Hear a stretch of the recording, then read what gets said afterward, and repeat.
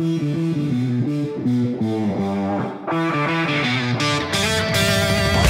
there quickly. A great opportunity for himself. Stephen Quinn with the hat trick. Now Avino. And Avino finds the back of the net to this Illinois debut. His first career goal. Luke Corver with the goal. Thomas Colas, he's in. He shoots out in front. The captain is the savior again.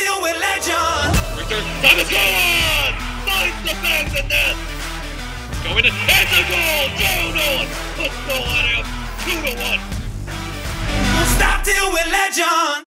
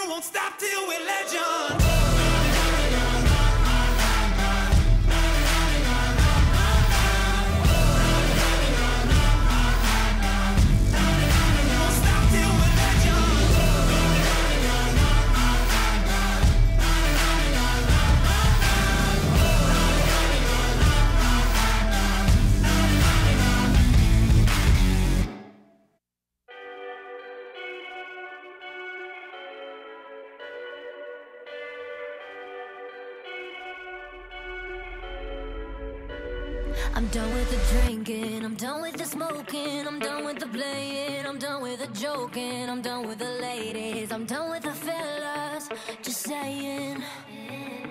Farewell tequila, so long margarita, lady sativa, I hate to leave ya, don't want the pressure, I don't need a lecture, no thank you honey, God bless ya.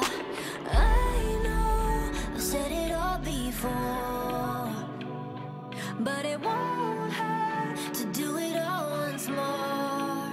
This is my last hurrah. Once I start, I ain't gonna stop till I go too far. Last hurrah, and it's okay. Maybe tomorrow I won't feel this pain. Last hurrah. Last hurrah. I'm done with the heartache. I'm done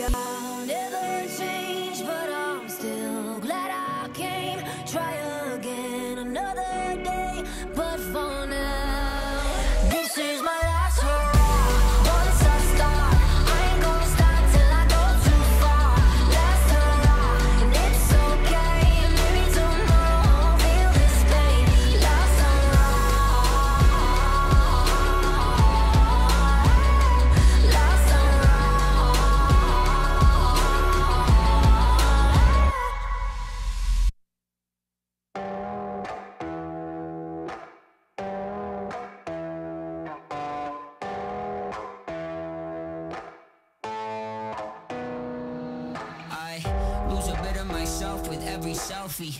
Lose sleep over wealth, it's not healthy. Finding a new religion on Yelp to come help me. Praying to the label itself, do not shelf me. In the middle with the beggars and rejects, reading between texts, weed, liquor, and sex.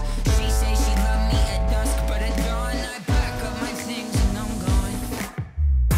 And I don't know where I'm gonna go, but I don't care, I'm on the road. Never been a perfect soul, but I will not apologize. Been a lot of places in this life, and I did a lot wrong I can't make right. Never been a perfect soul, but I will not apologize.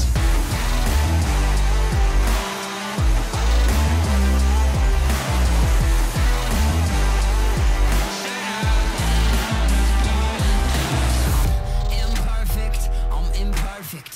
No roadmap, getting lost on purpose. Phone no service, but it's clear out here. I'm living with nothing to fear out here. There's lessons you learn, bridges you burn, all for the cost of $1 to earn. And they say they love me at dusk, but at dawn I pack up my things and I'm gone. And I don't know where I'm gonna go, but I don't care, I'm on the road. Never been a perfect soul, but I will not apologize. Been a lot of places in this life, and I did a lot wrong I can't make right. Never been a perfect soul, but I will not apologize.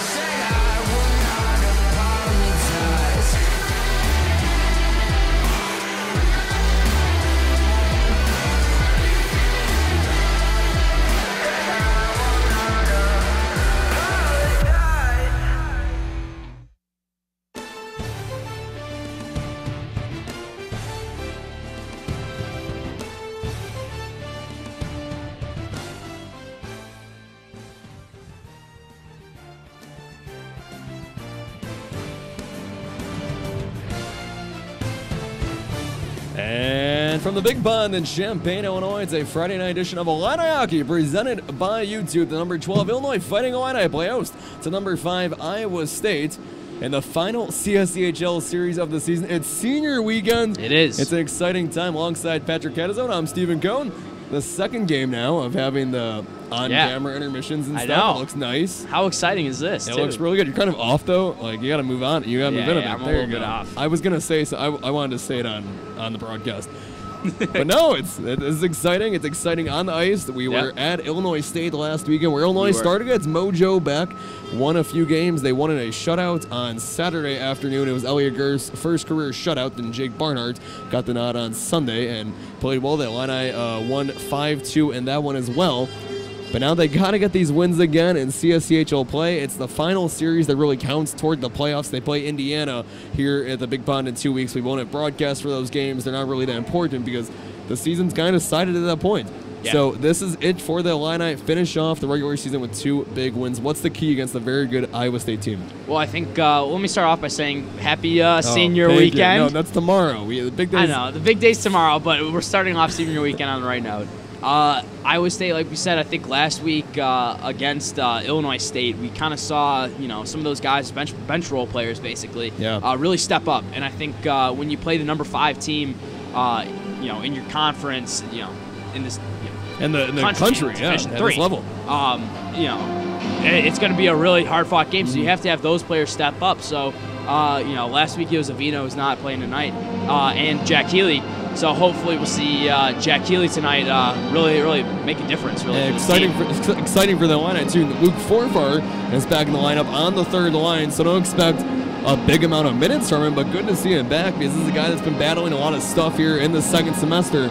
But if they have a healthy Luke Forfar going down the stretch, that's just another weapon on that top six. Absolutely. We saw it at Illinois State where they were getting points down low in the paint. Yeah. So when you get down low in that blue zone and really make a difference, clear players and get redirections and rebounds off a goaltender, you're going to score. And we saw that last week, and hopefully we'll see it tonight.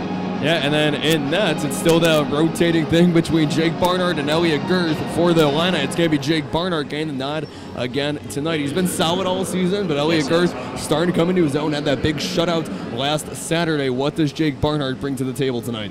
Well, I think tonight means a lot to him, so I think a lot of pride in the way he's going to play tonight. He's going to give that extra effort that Girth typically gives as well, but being a senior and playing your last couple games here at the Big Pond really means something. So I think he'll bring a little bit of a soul to this team and really fight hard tonight. And then looking at Iowa State, they are a team that is slumping right now. They've lost 5 of their last 6, and they were swept at Ohio last weekend. We've seen the Bobcats this year. We didn't announce those games, so the Illini, they split all 4 games. It's a tough team to play. They lost 2-1 and 2-0, and then they closed the regular season against Central Oklahoma, the Bronchos, who we saw back in the first semester. They go back to Ames next week and finish off their regular season. It's a slumping team. What can the Illini do to kind of take advantage of that? Well, I think it is a big advantage playing here at the Big Pond, coming off that, but really take advantage of I guess having Forfar back. That's probably the biggest thing that you're going to use against Iowa State today.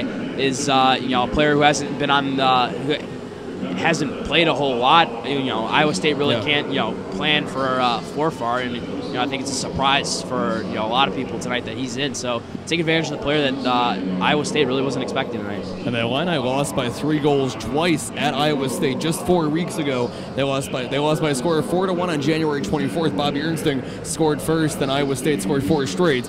And the next day, the Illini lost 6-3. They gave up 4 goals in the first period. It was Jake Barnard and Elliot Girth that both played in that game, gave up 6 combined.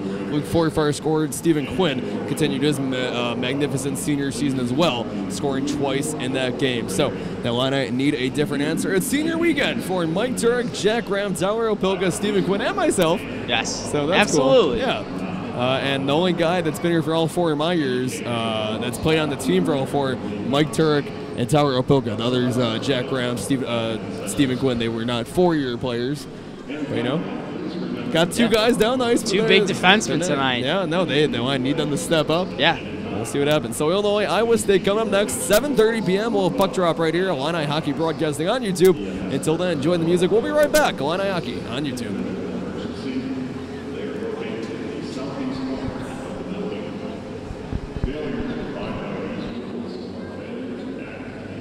It's a lot of buttons.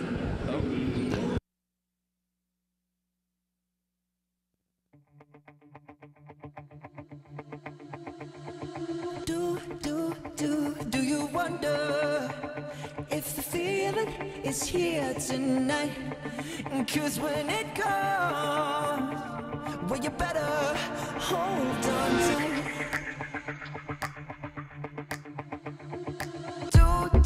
Do you hear the thunder?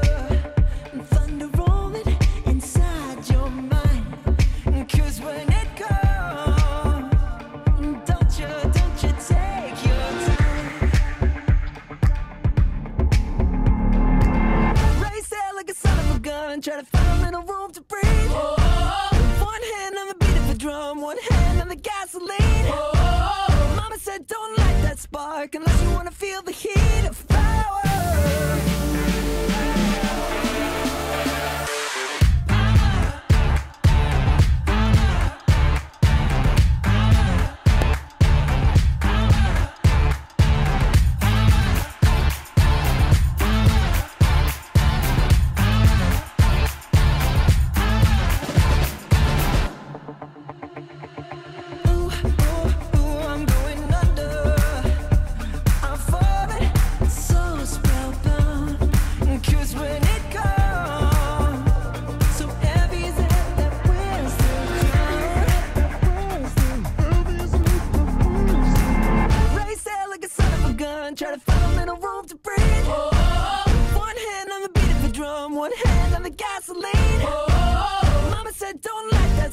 spark unless you wanna feel the heat of power.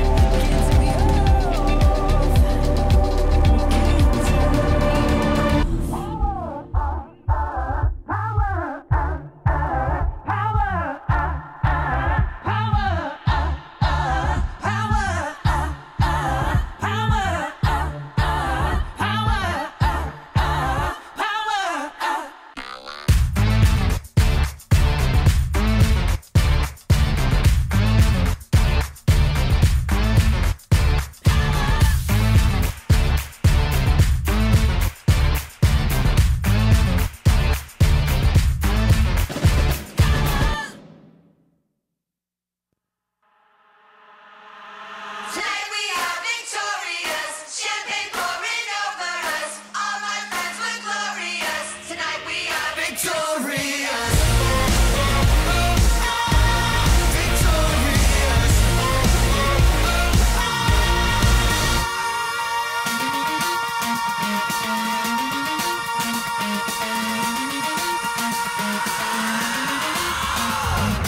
Double disco queen, headed to the guillotine. Skin at school is Steve McQueen. Let me be a killer king. It hurts until it stops. We will love until it's not.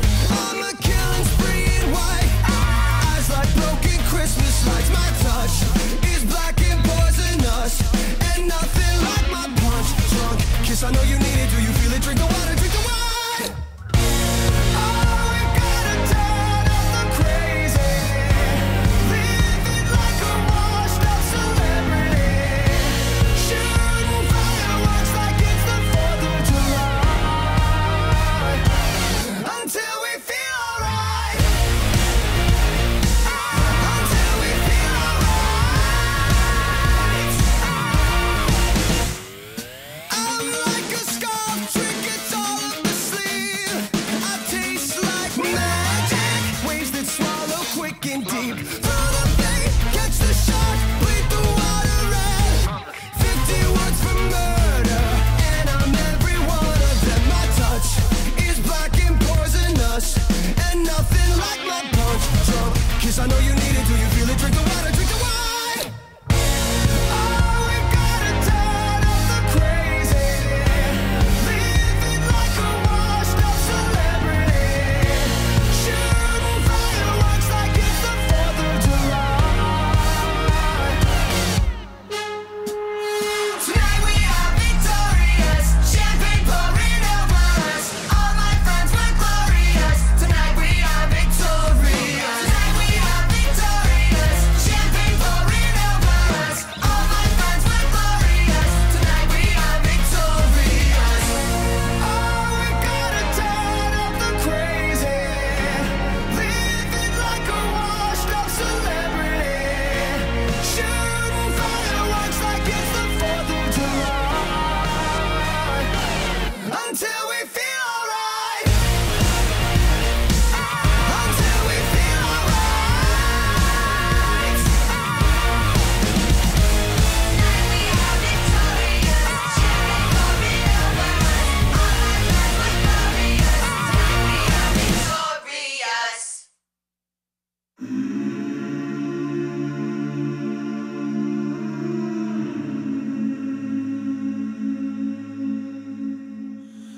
Will you hold the line when every one of them is giving up and giving in? Tell me, in this house of mine, Nothing ever comes without a consequence and cost. Tell me, will the stars align? Will heaven step in? Will it save us from our sin? Will it? Cause this house of mine stands strong. That's the price you pay.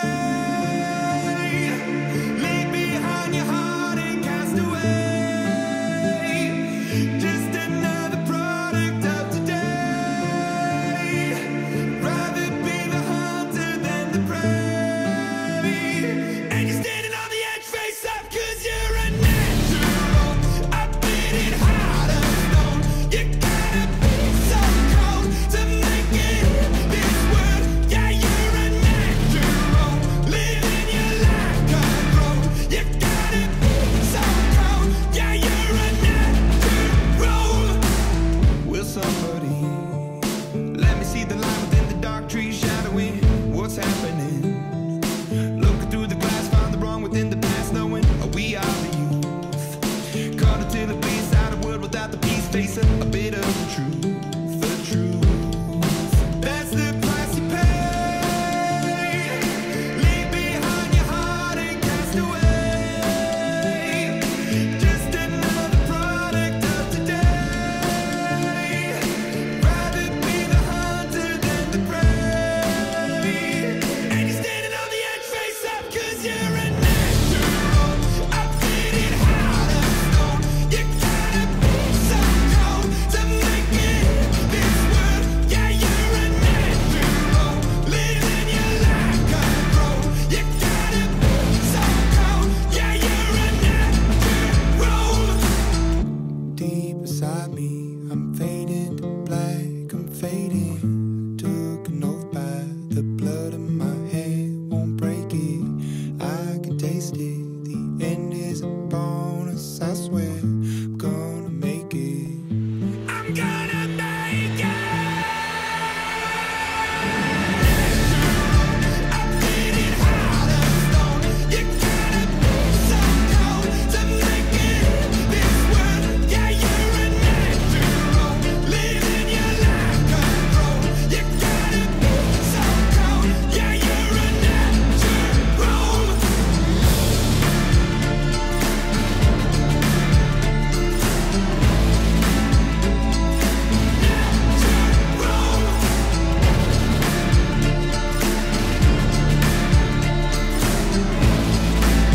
Yeah, you're a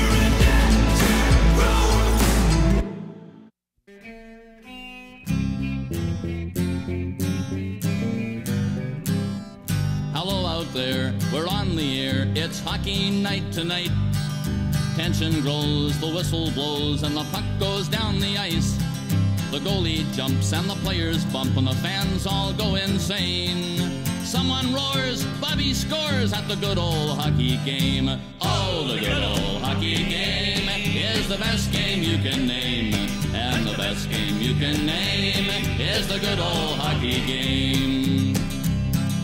Second period, where players dash with skates aflash. The home team trails behind, but they grab the puck and go bursting up, and they're down across the line. They storm the crease like bumblebees. They travel like a burning flame. We see them slide the puck inside. It's a 1-1 hockey game. Oh, the good old hockey game is the best game you can name. And the best game you can name is the good old hockey game. Third period, last game in the playoffs too. Oh, take me where the hockey players face off down the rink, and the Stanley Cup is all filled up for the champs who win the drink. Now the final flick of a hockey stick and a one gigantic scream. The puck is in, the home team wins the good old hockey game.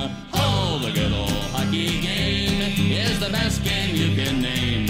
And the best game you can name is the good old hockey game. Oh, the good old hockey game is the best game you can name. And the best game you can name is the good old hockey game. Oh, the good old hockey game is the best game you can name.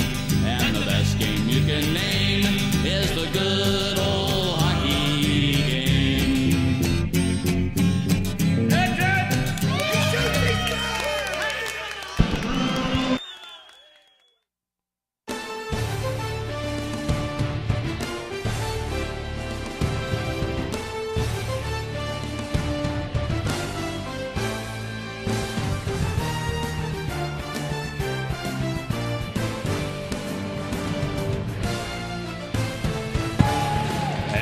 Welcome back to the Big Pond in Champaign, Illinois, a Friday night edition of Illini Hockey presented by YouTube. The national anthem coming right up, Illinois and Iowa State. We'll be back right after that, but let you hear the sounds of an opera singer that he sung the national anthem at a Illinois men's basketball game about 2 weeks ago. He was excellent, and I want you all to be able to experience this. It is awesome. Awesome. Enjoy it.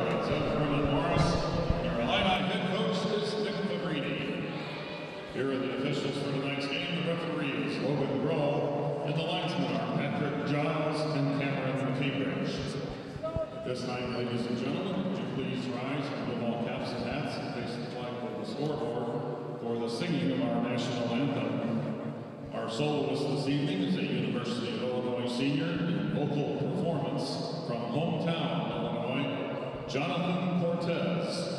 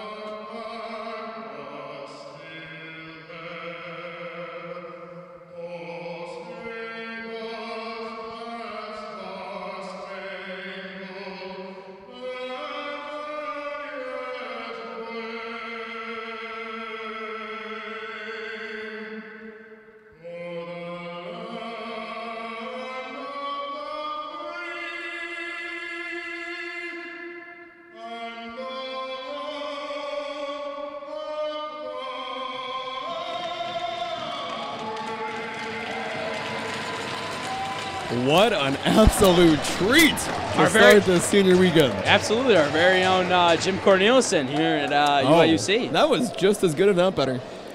We should have him every game. I'm telling you, I loved it when back in the day, like 2016, 17, I feel. There was always like a choir group that would always sing the national anthem. We got away from that this year, but that was spectacular once again. Jonathan Cortez. Yeah. Woo!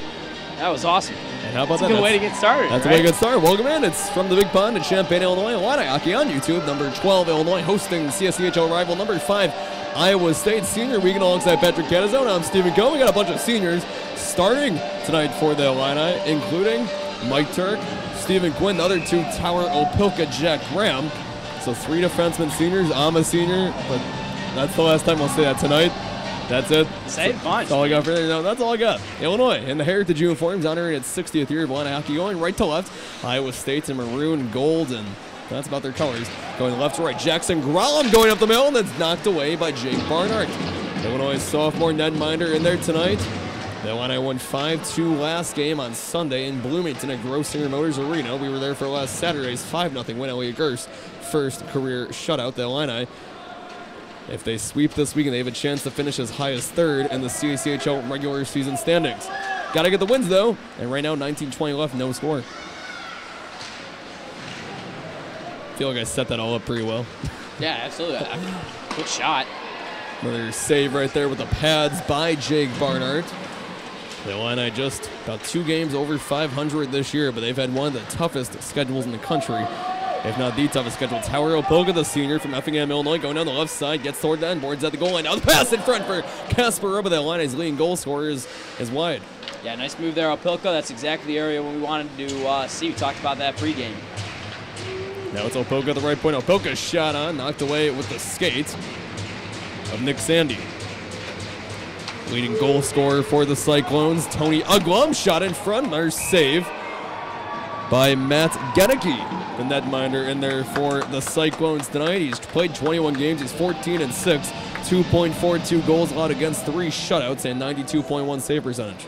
Yeah, I like to see the redirection on that shot. It was close, and already early, plenty of Illini trying to put a little pressure on the goaltender. It's exactly like you said, what we wanted to see. 2 quick shots that with a guy right in front of goal trying to clear a lane. 2 weeks ago when the Illini played at home against Ohio, they lost 1-0 on the Friday night game.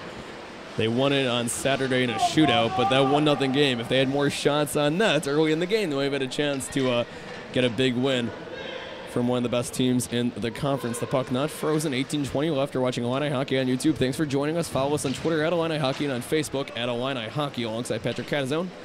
I'm Stephen Cohn, Senior Weekends here at the Big Bend. If you're a Cyclone fan, also thanks for tuning in. 2 quick shots from the Illini. Look at this. Luke Forfar takes a big hit in neutral ice. Luke Forfar, of course, back after missing the last few weekends with some stuff, so great to see him and physical early on while he heads back to the bench. So we'll see if that he was shaken up a bit by that play. Yeah. Short shift for him. You know, whenever you get off an injury and immediately get a hit, it's a completely new feeling being off the ice for so long. And that was like 10 seconds into his shift, so that was... It's a rough way to get started. Coming off a lower body injury, too. Illinois definitely needs him to keep it going because he's one of their top point scorers as well in terms of assists. Tipped in by Justin Reese, all the way now down. Evan Sabo. Evan Sabo, he told me tonight he's going to score a goal this weekend in both games for me. How awesome is that? Well, I don't know. He has 6 goals this year, he said. I'll fact check that right now. Evan Sabo actually has 6 goals this year, so he knows his own stats. That's always good. Shot on by who else? Trevor Sabo, the brother of Illinois' Evan. And he hits it into the netting. But yeah, Evan Sabo told me before the game when I was setting up the whole entire broadcast, he's going to score a goal in both games this weekend, so I could say his name one more time. There you go. How special is that? Sabo, awesome guy. Well, we had a comic books class together last year. Oh, really? Yeah, we sat next to each other every day. Oh, nice. Good times. It's a good friendship. Yeah, you know. What was the comic book class like? I'm just curious. It was awesome. No, I might be taking that. In the future. I don't know. Yeah, we Sounds read like fun. Watchmen, read a lot of things. No one cares though if they're listening to this broadcast. But no. Hey, you're a UIUC student. It's an option. It was an English class. It was fun. Had a good time. Knocked back to the left point for the Cyclones. Number 4, Max Olson, shot on by number 24 Hallback. And now far side half boards, Drew Richter. Richter goes spinning into the boards. And taking away behind them now, number 22 CJ Batzer. The shot is wide in front on the wraparound. Nice shot by Moskaluk, making sure that that puck doesn't end up in the back of the net. Cleared the way there for Barnhart to potentially make a save. Chance for the sophomore from Arlington Heights, Joe Nolan, to quarterback the rush now. He's going to try to avoid Aaron Azevedo. Great pass, neutral ice, but tipped. Looking for Thomas Colas. And now played back to number 8, number 6, Nick Sandy. Ahead to Azevedo. Now a chance for Aglum, the leading goal scorer, shot wide. Yeah, Cyclones there almost caught the Illini on a shift change, and Opilka there with some speed was able to get back. Oh, and a big hit. Bobby Ernst, the captain, takes. I think we'll have a whistle there. 15:46 left to go. No score here in Champaign between CSCHL rivals Illinois and Iowa State.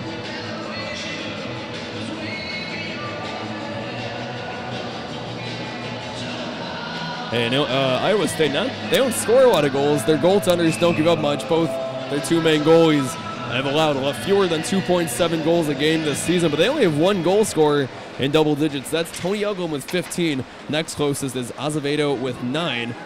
Then they got a guy with 8 and 7. But no, they don't score that many goals in Illinois. It's going to be a low-scoring game. They get a few. That might be enough. Yeah, absolutely. And that's the kind of game that the Illini like to play. They like to try and score early and then post throughout the rest of the game. Look at that takeaway by Casper Ribba. Uglum is trying to go toward the center and throws it all the way down for icings. 15:23 left to go. Kind of pickpocketed him in that case. Yeah, it was a nice little move there. And similar start to this game as we had over in Bloomington. It's a little bit of a lot of back and forth play, but the Illini were able to kind of settle that one and spend some more time in the offensive zone. We'll see what they can do here. Just 5 minutes in. I don't think it's fair to compare Iowa State to Illinois State. No, totally different. But hey, similar starts. Shot on off the draw from the left point, knocked away by Bobby Ernst, using his body as a board right there. Kasparova shot, the save, it's a goal! Kasparova, and it's 1-0 Illinois! Man, great lead pass there across the blue line, and Rubba had open space. Goes 5-0 right where you want to put it, and line it up early. Look at that. I said it was a save at first. It looked like a save. It trickled in the end. It was a fast shot, 5-0. Wow, man. What a Kasparova. How about that? Great eyes, too. He saw that the whole now. way. All right, that's his 17th goal. Leads the Illini with 17 goals. That's his 30th point of the season. And he has been excellent as a freshman as he nears toward that 20-goal mark in his first year in the orange and blue. Yeah, definitely a attainable goal this year, too, with the playoffs coming up. And well, he's got at least the games against Indiana, which I assume those will count toward the standings. Maybe not, because Indiana's not ACHA Division I. And Illinois is going to be wearing green jerseys those days, March 8th and 9th. So that's definitely something to come out to the Big Pond to see also, since there will be no video broadcast for those games. Far side corner, Trevor Sabo throws it to the left point. At the left circle now. And the Illini not allowing Iowa State to set up much as Chance Homer chases after the puck. He's not the first to get to it. That's Marchachuli. That's to Joe Nolan over the block eye. Nolan gains his own, goes around his man. That's Jackson Grellum. Nolan can't handle the puck. Toward the left circle. 1-0 Illinois. Kasparova with the strike. 4.5 minutes in. And down goes Joe Nolan again. Yeah, Nolan out of position now. Let's see what Iowa State can do. Offsides. Wow. That was a bad move there by Erickson. Jumping the line early. That's not too hard. He wasn't even going that fast. He stopped before he hit that blue line. Man, they had a real opportunity there with Moskalik playing back in Nolan's place. Bobby Ernst thinks it's his 31st assist of the season, up to 39 points now. And what is this Illinois game? This is Bobby Ernst's 36th game of the season. So in 36 games, he's averaging over a point a game, which is, I don't know, you can't ask for much more than from your captain. Yeah. Nice sandwich there, Joe Nolan. And we're going to first whistle. Looks like Stephen Quinn is going to spend 2 minutes in a place he has spent a lot of minutes in his Illini hockey career. I think I totaled it up on the Twitter this week. You know, yeah, we're gonna get the actual number here of how many penalty minutes he has in his Illini career, because as a senior, it's coming down for him to the final few games. As it goes to Nick Sandy at the right point. Sandy throws over to the left point. Stephen Quinn, that's his 118th and 19th career penalty minutes for the Illini, which isn't as many as I thought it was going to be, and my math might be off too. But he's called for high stick in 2 minutes for the Illini on the PK. Bobby Ernst swipes at it, gets it away, and has a chance to clear. He'll throw it all the way down, but not all the way. It stays in Iowa State's offensive zone. I think it went out of play as there's a whistle in our blind spot here at the Big Pond.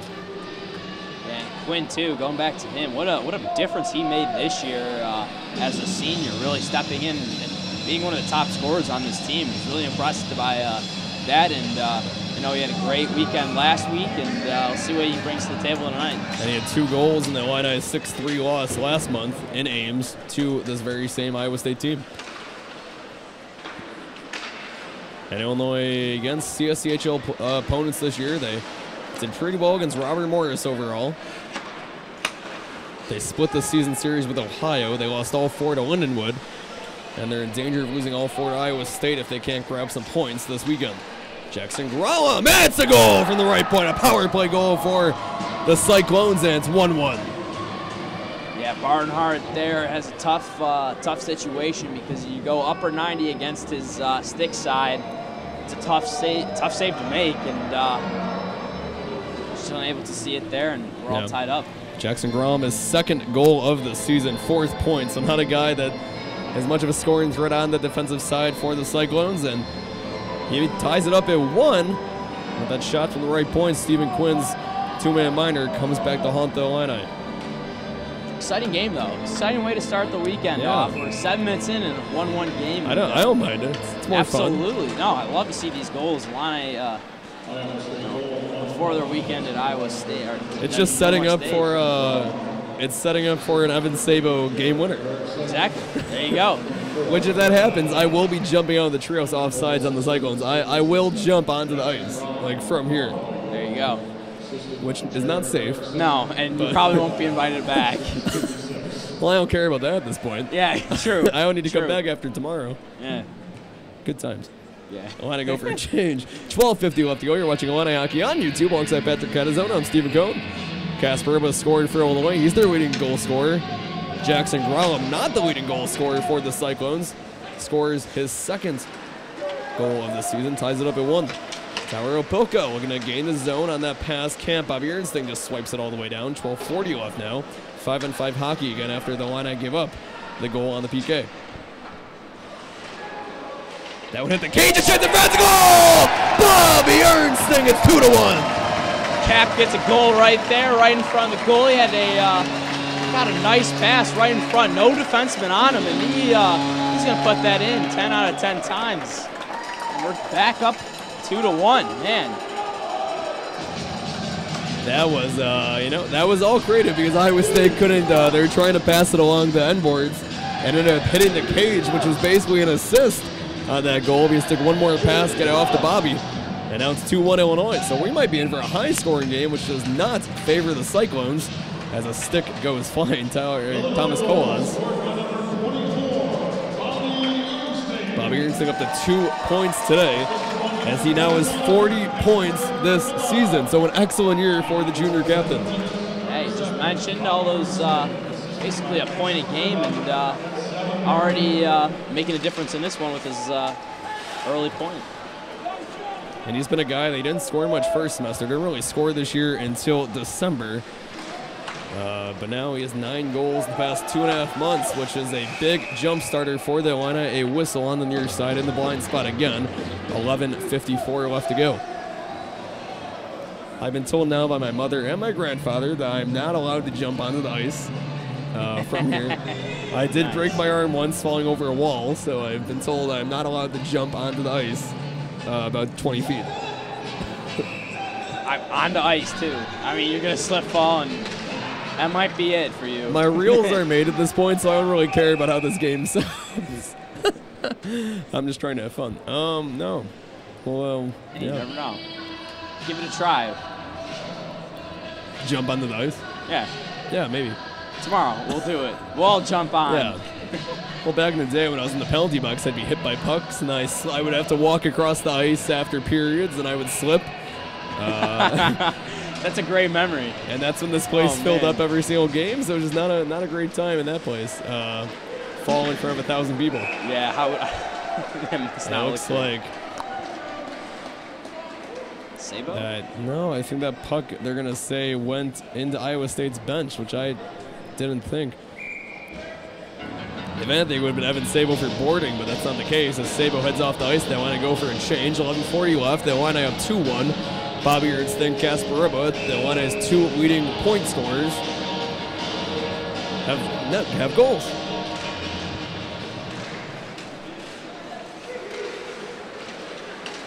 At the left point, John Moskowik tries the backhand pass. That one now Trevor Sabo. Sabo the stretch pass, looking for Grolum. Already his goal tonight.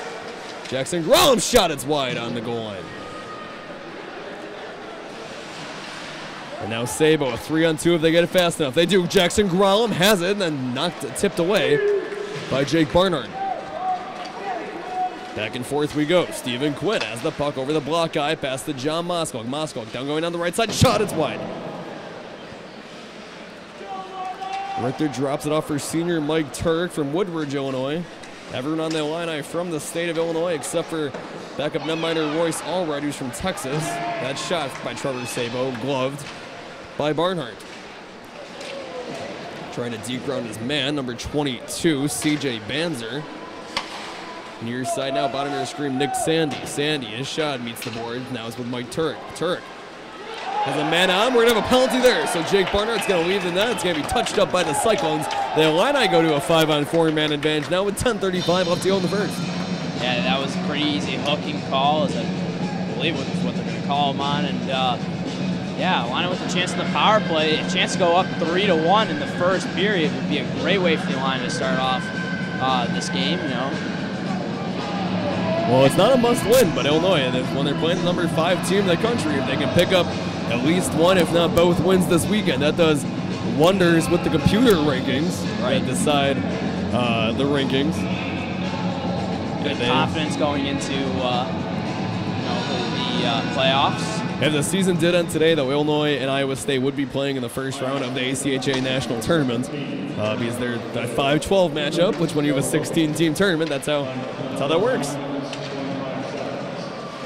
Off to Bobby Ernst, already has a goal tonight. His shot's deflected from the left point in front and tipped back to Joe Nolan at the point. Aaron Azevedo, only 10 penalty minutes now in the season. Ernsting, goal line pass. Oh, couldn't handle it. Was Kasparova.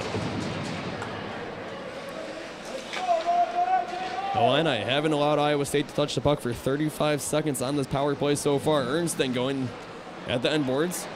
And Illini have to reset. Yeah, I kind of like what the Illini are doing here on offense. Basically having a 1-3-1 and just having one defenseman play back. Really creative move there. Oh, in front of the tip from Kasparova is wide.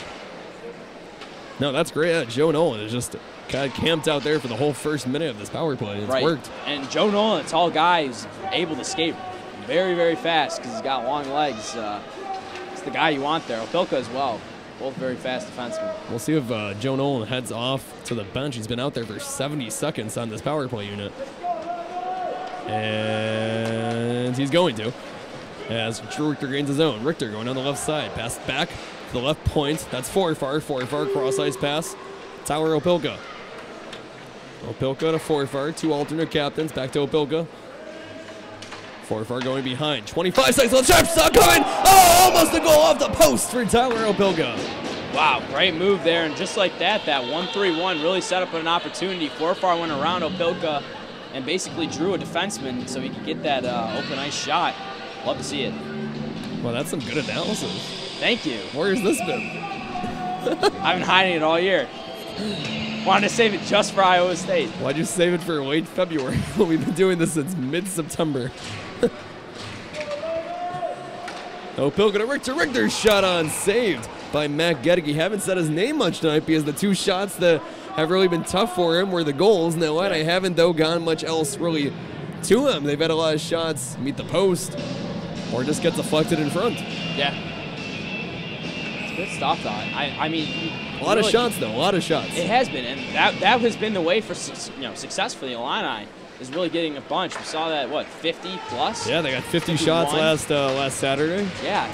51. I think they scored 5 goals. That's going to happen when you get that many shots. In front, chance home run. Now off to Richter. 8:30 left. Back to 5-on-5. But that was a really good power play, I thought, for the Illini. Yeah, really creative. Good job by Fabrini to kind of implement that offense. Really gave a good opportunity. A great shot from Opilka. Here we go. Dylan Goggins speeding. Drops off for Rogers. Rogers has to turn back, pressured by Ernsting. Now with some ice. Rogers shot on. Off the back of the net. Turning back, number 14, Rogers again. Nicholas Rogers now at the goal line. He's handling the puck really well. He hasn't lost it yet. And Banzer throws it around the boards. Oh, Ernsting takes a big hit from behind. Almost no penalty there. Chance for Charlie Salk now. Salk at the Colas. Colas neutral ice.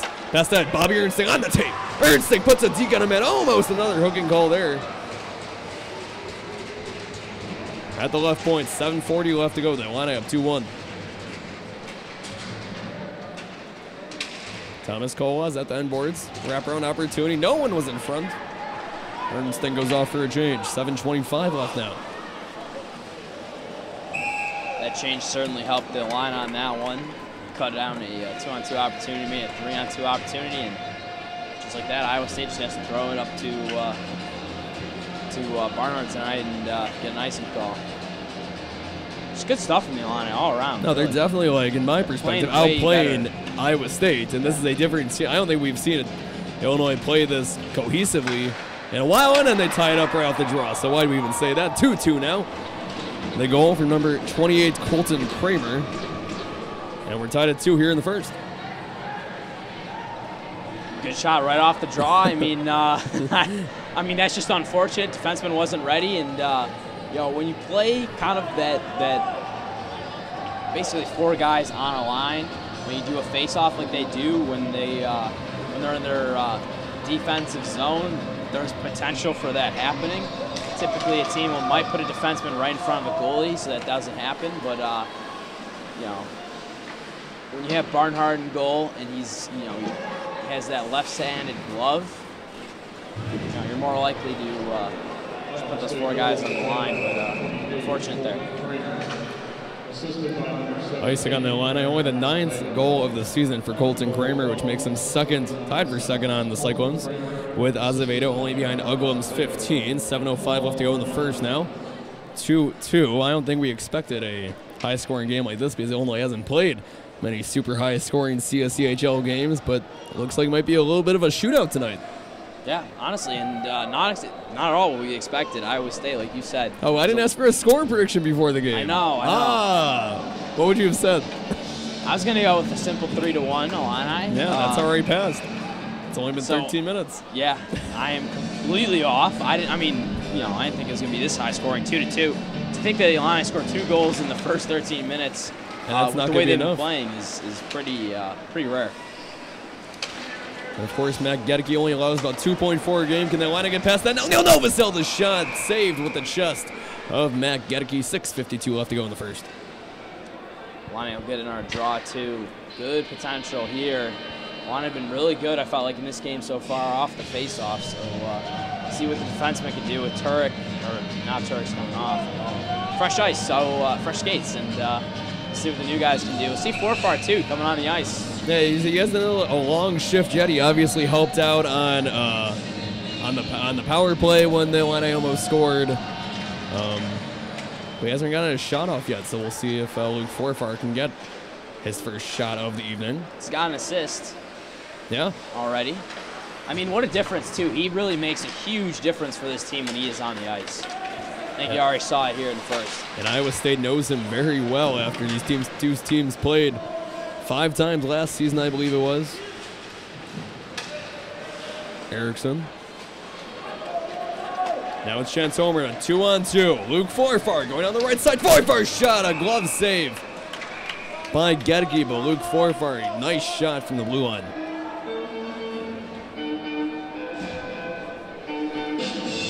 Now Louie playing here at Big Button. That's a new song over the speakers. I haven't heard it. It's a good college song. Classic college song. Yeah, no.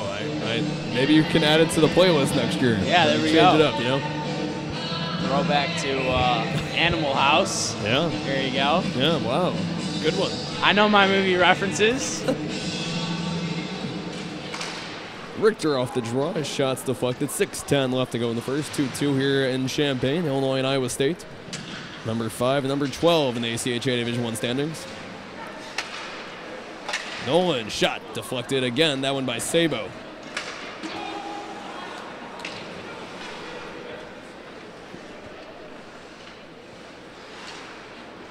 Taking it out, number 10, Justin Paulson.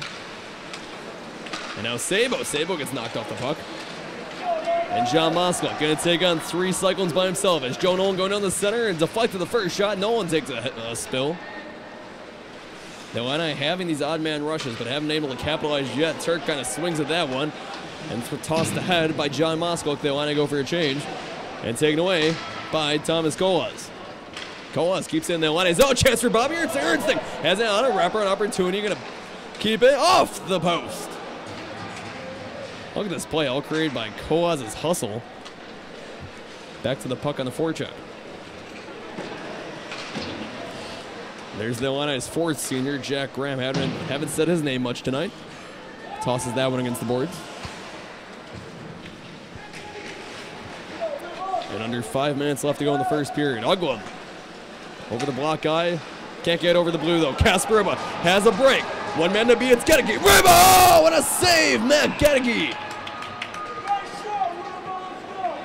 Yeah, like to hear the fans get Ribba going already with the goal today. And, man, what a difference he's made, too. This year as a freshman. Did we expect this much at the beginning of the year? Yeah, we did. You did? Yeah, no. Oh, I did not. I was told he could be a 20-goal scorer. So when I heard that, I was like, okay. All right. I bet he's going to be good.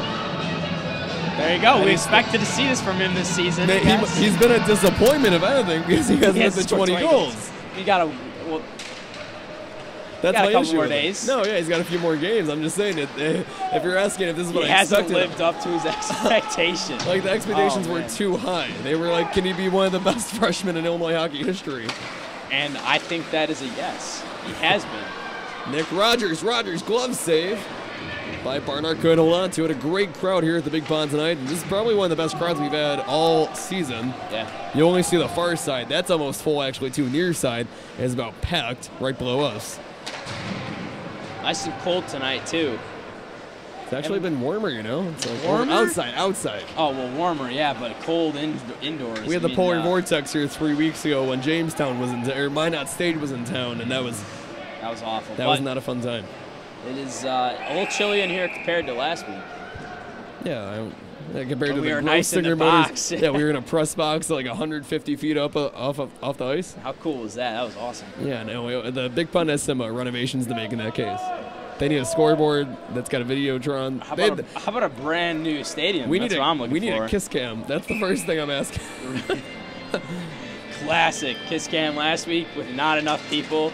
Like 150 total people in the place. They got a kiss cam going for 2.5 minutes. Right, and only like X amount of people can really be on the kiss cam. No, like everyone kissed everyone. It was a disaster. It was not a good idea. No, it was an awful idea. Well, no kiss cam tonight, fortunately, and no, and Illinois won all 4 matchups with Illinois State this year. So the Illini showing little brother what it's like. Am I allowed to say that? Yes. Okay. Absolutely. We are definitely the big brother in sports to them. I didn't know if that was allowed. But I guess anything goes at this point. Forward far, tipped ahead by Turek. He'll chase after with about 3:10 left to go in the first. Haven't had a goal in about 4 minutes, which is a long time for this game. We'll see if that changes. Thomas Kolaj tries to weave between 2 men. Taken away by Uglum. Uglum gains his own going on the right side. Uglum shot. And that was a great shot from the right point, but a nice save by Jake Barnhart. Yeah, using his shoulder. Like I said, he has that stick in his right hand, so anything that goes... that was close to the neck. Yeah, anything that goes upper 90 against Barnhart on that left side of the post is going to be really hard for him to save, and that's a good little strategy there to use the shoulder and the glove. Yeah, that's just dangerous if that like hit the neck in that case. Yeah, that's the tough part, taking a shot up there. Took off the helmet. He's all good now. The Illini not able to clear it down, stays in their zone. Pad save with a stick, and another save. This one holding on to that one, Jake Barnhart does. 2:49 left to go in the first. Elliot Girth, the backup tonight, had his first career shutout last Saturday, and the Illini's 5-0 win over the Redbirds. Yeah, Barnhart, I'm sure, a little rusty tonight because he hasn't gotten a start in a little while. Played last Sunday. Oh, he did? Oh, yeah. Well, we missed the game. They won. Well, he hasn't got as many minutes as Girth has of late, so... No, Elliot Girth has, I believe it's 11, he's played 11 games now this semester, which is a few more than Barnhart. Bobby Ernstink's shot. Pad saved by Gedeke. 2.5 left to go in the first. Oh, I don't know how Holbeck ended up on the ground, or on the ice. He was making a snow angels on his stomach. 2:20 left to go in the first. You're watching Illini Hockey on YouTube. The head, it's number 6, Nick Sandy. Sandy looking for Nick Rogers. And Koaz knocks that puck loose. Chance for Charlie Salk. Salk in the defensive zone into neutral ice. And he tosses it ahead under 2 minutes. It'll be, I don't know what they're going to call that, if it's going to be offsides or icing, but yeah, they're going to bring the Illini back onto the ice, so it's going to be extended shift for Illinois, tied at 2.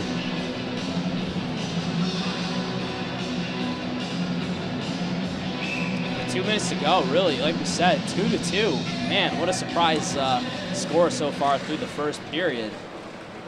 They just want me to get a few more yells in for when Illinois scores. That's why they keep scoring tonight, you know? Exactly. They're doing it for you. John Moskowik into the netting. We'll see Moskalik taking shots as well. He kind of got off to a little bit of a slow start, we felt like, this semester, but, picked it up against ISU. You know, I feel bad. I was teasing Sabo last week on the broadcast when he had one of the worst shots I'd ever seen because it went into, like, the second level. I remember that. I guess he didn't watch because, like, he talked to me before the game today. That was He's going to score a goal for you today. No, it was probably uncalled for on my part to say it's the worst shot you've ever seen. It went into the second deck, and it was just... He must have hit. It must have hit something. No, I know, but like, how did puck go that high? Ice is slippery. You never know. Stick save by Barnard. Then he tries to poke it out. Now it's Grellum. Grellum knocked away off the puck. 1:15 left to go in the first. Grellum into the corner, taking away Joe Nolan.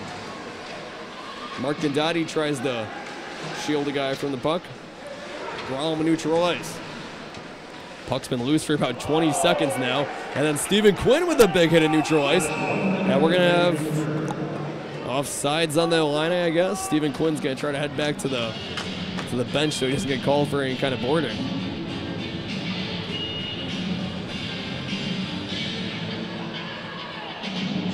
A lot of whistles today.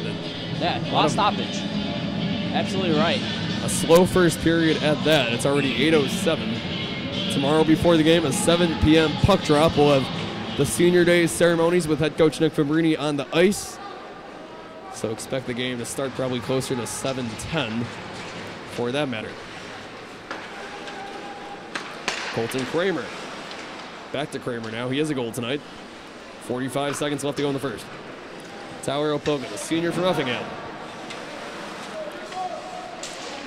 Now it's Nick Sandy. Sandy in the corner, pressured by Kasper Ebba. Knocked out the puck by Bobby Ernstein. Now it's a loose puck. Tower Opilka. Opilka floats it all the way into neutral ice. It gets past to Mark Uchili. And they have one more chance. 20 seconds left now. Kasper Ebba near side corner, bottom of your screen. That's their blind spot. Too many fans here at the Big Pond tonight. A lot of space. Shot. Knocked away. 8 seconds left now. One more chance for the Illini. Doesn't look like it. Iowa State's going to hold up with the puck. And that's how the first period comes to an end. A high-scoring first period at that. 4 goals already. All right, the first period. Didn't expect that too much, but an exciting game, so make sure you stay tuned. Yeah, no, that's all we can say. 40 more minutes. 2 good teams. Illinois needs another win. We'll see if they can get it. They're tied at 2 after 1. You're watching Illini Hockey on YouTube.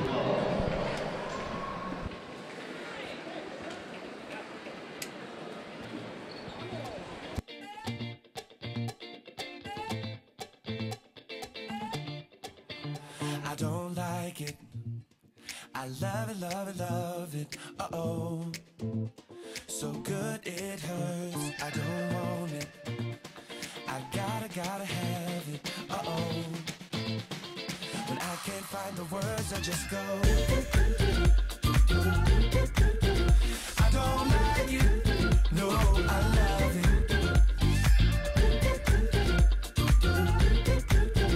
I don't like it, no, I love it. All out, turn the beat up. Hey, now I'm glad to meet ya. Turn up, girl, blow the speaker. Yeah, think about it now, blow the speaker. I'll speak louder, let's get wild tonight. Billionaire bottles, we just down. I'm like, ain't no problem, all my wrongs are right. Alright, alright, I don't like it, I love it. I got another coming in my budget. I got an anaconda in my trusty. Don't push it, cause I'ma hit it till I jackpot. That's right, wax on, baby, wax off. Act right, we can put it on the black card. All night and I'll spend it, cause I don't like it. I love it, love it, love it, uh-oh. So good it hurts, I don't want it. I gotta have it, uh-oh. When I can't find the words, I just go. I don't like it, no, I love it.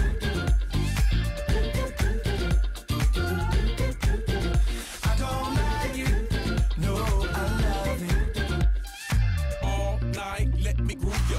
Dance with me, turn down for who, girl? Another round to help us step the moves up. Yeah, but that round need a measurement ruler. Celebrate life and I'll pay for it. Like a body nice next to my tongue for it. Yeah, party all right, let's all aboard. Let's all aboard, all aboard. I don't like it, I love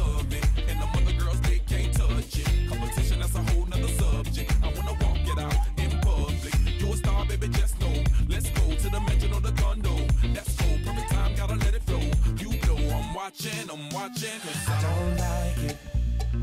I love it, love it, love it. Uh-oh. So good it hurts. I don't want it.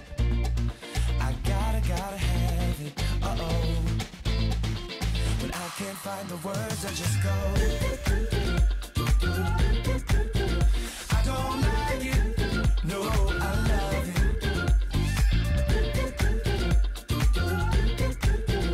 I don't like it. No, I love it. Meet me at the studio. Bang a ring just like Rufio. Feel a bass, let your booty go. I wanna get inside it. Run away for a few days. Think about love, baby, touche. Tied up like a shoelace. I don't like it. I don't like it. I don't like it. No, I love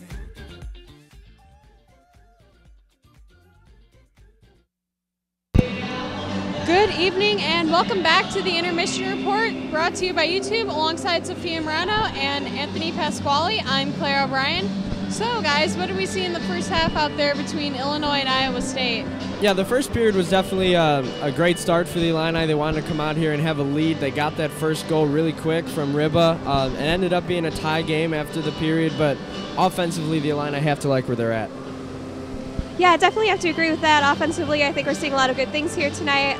This was definitely a really action-packed first period.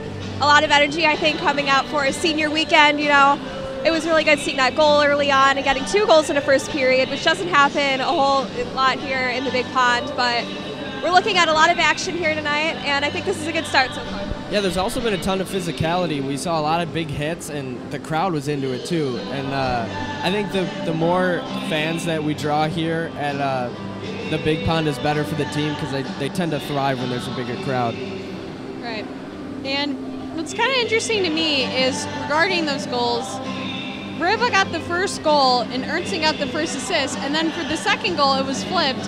Ernsten got the goal, Riva got the assist. So yeah, I think that's just a testament to how good that first line has been pretty much all year long. We've had contributions from Riba, Kolaz, and Ernsten near the top of our point leaders all year long. So I think that's definitely something we're going to be seeing more in the second and third periods, and something that in the next few years we're going to expect, especially since Riba's only a freshman. Yeah, definitely going along with that, you know. I mean, we have senior weekend this weekend. It's one of the last, you know, home games that we're going to see a lot of people playing at the Big Pond. But, you know, with that, we kind of get a nice fresh start to a celebration of new beginnings. We have Casper Riba, who got the first period goal. You know, one of the first period goals, assisted the other one.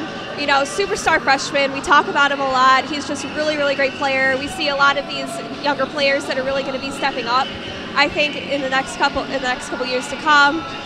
And I think this program has a bright future ahead of it. yeah, and just kind of talking about the environment, I've seen a lot of Illini fans. I've seen a lot of orange and blue tonight. Iowa State's actually pretty notable for traveling well, but I saw their cheerleading squad, and that's been about all of the red and gold I've seen. Yeah, there's a couple of sections around here, and then, like you said, the whole cheerleading squad down there. But another thing I like is that this year Illinois has allowed people to customize jerseys that they buy, so you can pretty much tell like which family people are coming to watch. Like there's like 6 or 7 Opilka jerseys like down there, and I think it's cool to see the support for the Illini that maybe this hockey team hasn't seen, because of course they're not a D1 program, they're a club team, but having that publicity around the team and the brand new jerseys and everything like that has been really good for the team. Could you repeat your question for me one more time? I could not hear it before. Iowa State's pretty notable for traveling well, but we haven't seen a lot of Iowa State fans tonight, so how do you think that's playing into the Illini? I mean, I think with the Big Pond, you know, it's such an iconic ice arena. I think we have a lot of really passionate Illini fans coming out every week. This is definitely a really good week for attendance here. We're seeing a lot of, you know, fans in the stands here, especially with it being senior weekend. It's a really big weekend.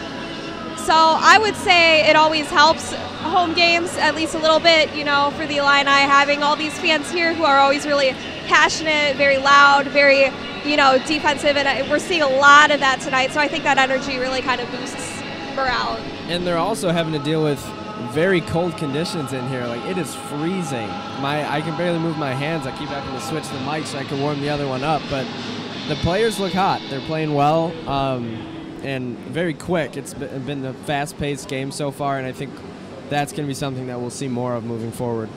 Yeah, and like there was a lot that happened in the first period, so I'll just kind of unpack a couple of things I saw. There were a lot of near-miss goals. I saw 3, so the Illini are getting pretty close to scoring if they're not putting it through the net. So what do you think they'll do in the second period to turn those near misses into goals? Well, usually a lot of coaches try to think of the whole extra pass philosophy. Like, if you're close to scoring, somebody else has to be closer, because when you have the puck, there's always going to be 2 people drawn to you defensively. So I think if the Illini can work on giving one more pass, whether it's a centering pass or a cross-crease pass, there's definitely a chance for some more goals. But like we saw, 4 goals, two apiece from each team. They're coming in bunches today. So sticking with the game plan is going to be important as well. Yeah, I would definitely have to agree with that. I would say for the second period, just need to see, sharp offense, really tighten it up, really need to be able to get it past that goal. And I really think, after just what we saw here, I think they've got a chance. I think we could really see maybe a victory tonight, at least a couple more goals here coming up. Yeah, and it's worth noting that out in Ames, the last weekend in January, I believe it was, Illinois went out to Ames, and they lost the series by 3 goals each night. So Illinois hasn't fared too well against Iowa State this year. So do you guys think we'll see a different result tonight? Yeah, I mean, it's definitely something that Coach Fabrini and the whole team worked on coming into this game. This is a team that has been one of their bigger rivals over the last few years, and it's been a team that beat them twice this year already, like you said, by 3 goals each night. And you come in here and get that first period goal right away and get the momentum from the crowd and end the period with a 2-2 tie, having a shot to maybe get a win from the number 5 team in the nation and improve your standing heading into the playoffs. This is a huge series for the Illini, and I think that first period and the intensity they brought and all of that is a really good thing. And I think, I keep saying this, but I think it's something they can build off of and keep going moving forward. Yeah, definitely agree with all of that, Excited to see what we're going to see next. Yeah. And the Illini just came off a really good series against Illinois State. They won both games. The game I went to, I believe they won by 5 goals. So yeah, and then the second game we couldn't quite get to because of the snow, but I think Illinois State is one of those teams that the Illini have to play just because of the location, but they're not quite on the caliber as the Illini are. But then Iowa State comes in here, and it's a totally different team that you saw last weekend from Illinois State. So there's definitely like an adjustment period to the speed, the physicality, just the talent of the other players. And for Illinois to come out and score the first goal and get a lead a second time in the period was huge. Yeah, and if you remember earlier on in the season, we beat Illinois State when they came here to the Big Pond at home. Overall, I would just say that kind of helps just, going into this to kind of, almost like a practice to go against, a higher skilled team like Iowa State. So I think they're in really good shape. yeah, and the stats between the two teams, at least shots on goal wise, are actually pretty similar. Illinois ended the first with 10 shots on goal. Iowa State ended on 12. Both teams made 1 trip to the penalty box, so it's been pretty even statistically. Yeah, it's been even matched, and aside from the goals scored, the goalies really haven't had to do much in terms of making any tough saves. A lot of the ones that we're going to call shot on goals are just kind of flicked from the blue line, and all Barnhart needs to do is just stick a pad in front of it or just gobble it up with his chest. The goalies really haven't been tested, aside from the fact that they have both given up 2 goals. But I think moving forward, whichever goaltender emerges as the guy tonight, his team's going to end up winning. Yeah, I mean, you just see a lot of that on the ice with a lot of action going back and forth, between the defensive zone and the offensive zone. With that, that's kind of was what led to the tie. We saw Illinois getting the goal early on. Then Iowa State getting another one really, really soon after. Teams really are evenly matched tonight, so I think that makes it, almost even more exciting to watch. Well, that's all we have time for this first period intermission report. Alongside Anthony Pasquale and Sophia Morano, I'm Claire O'Brien. Steven and Patrick will have the call for the second period shortly.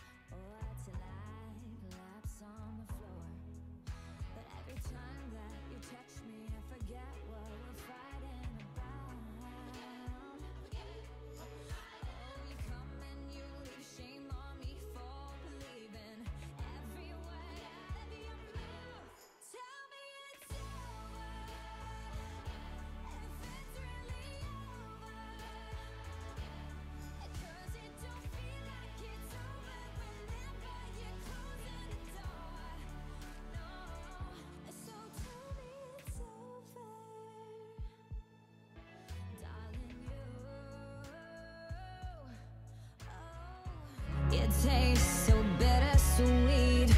Can't get you off of my lips. You're dangerous. Wanna take me like a thief. Oh, and I should let this go. I try and I try, but why?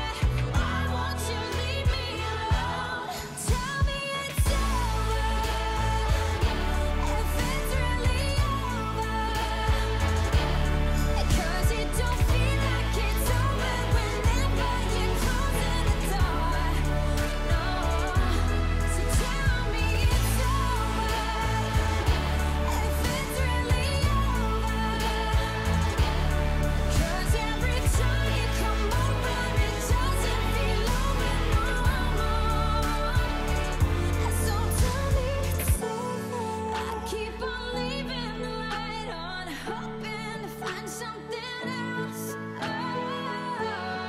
I've played the fool for the last time. I just can't do this myself. Tell me it's over. If it's really over, 'cause it don't feel like it's over whenever you're closing the door. Tell me it's over. If it's really over, 'cause every time you come over, it doesn't feel over no more. So tell me it's over.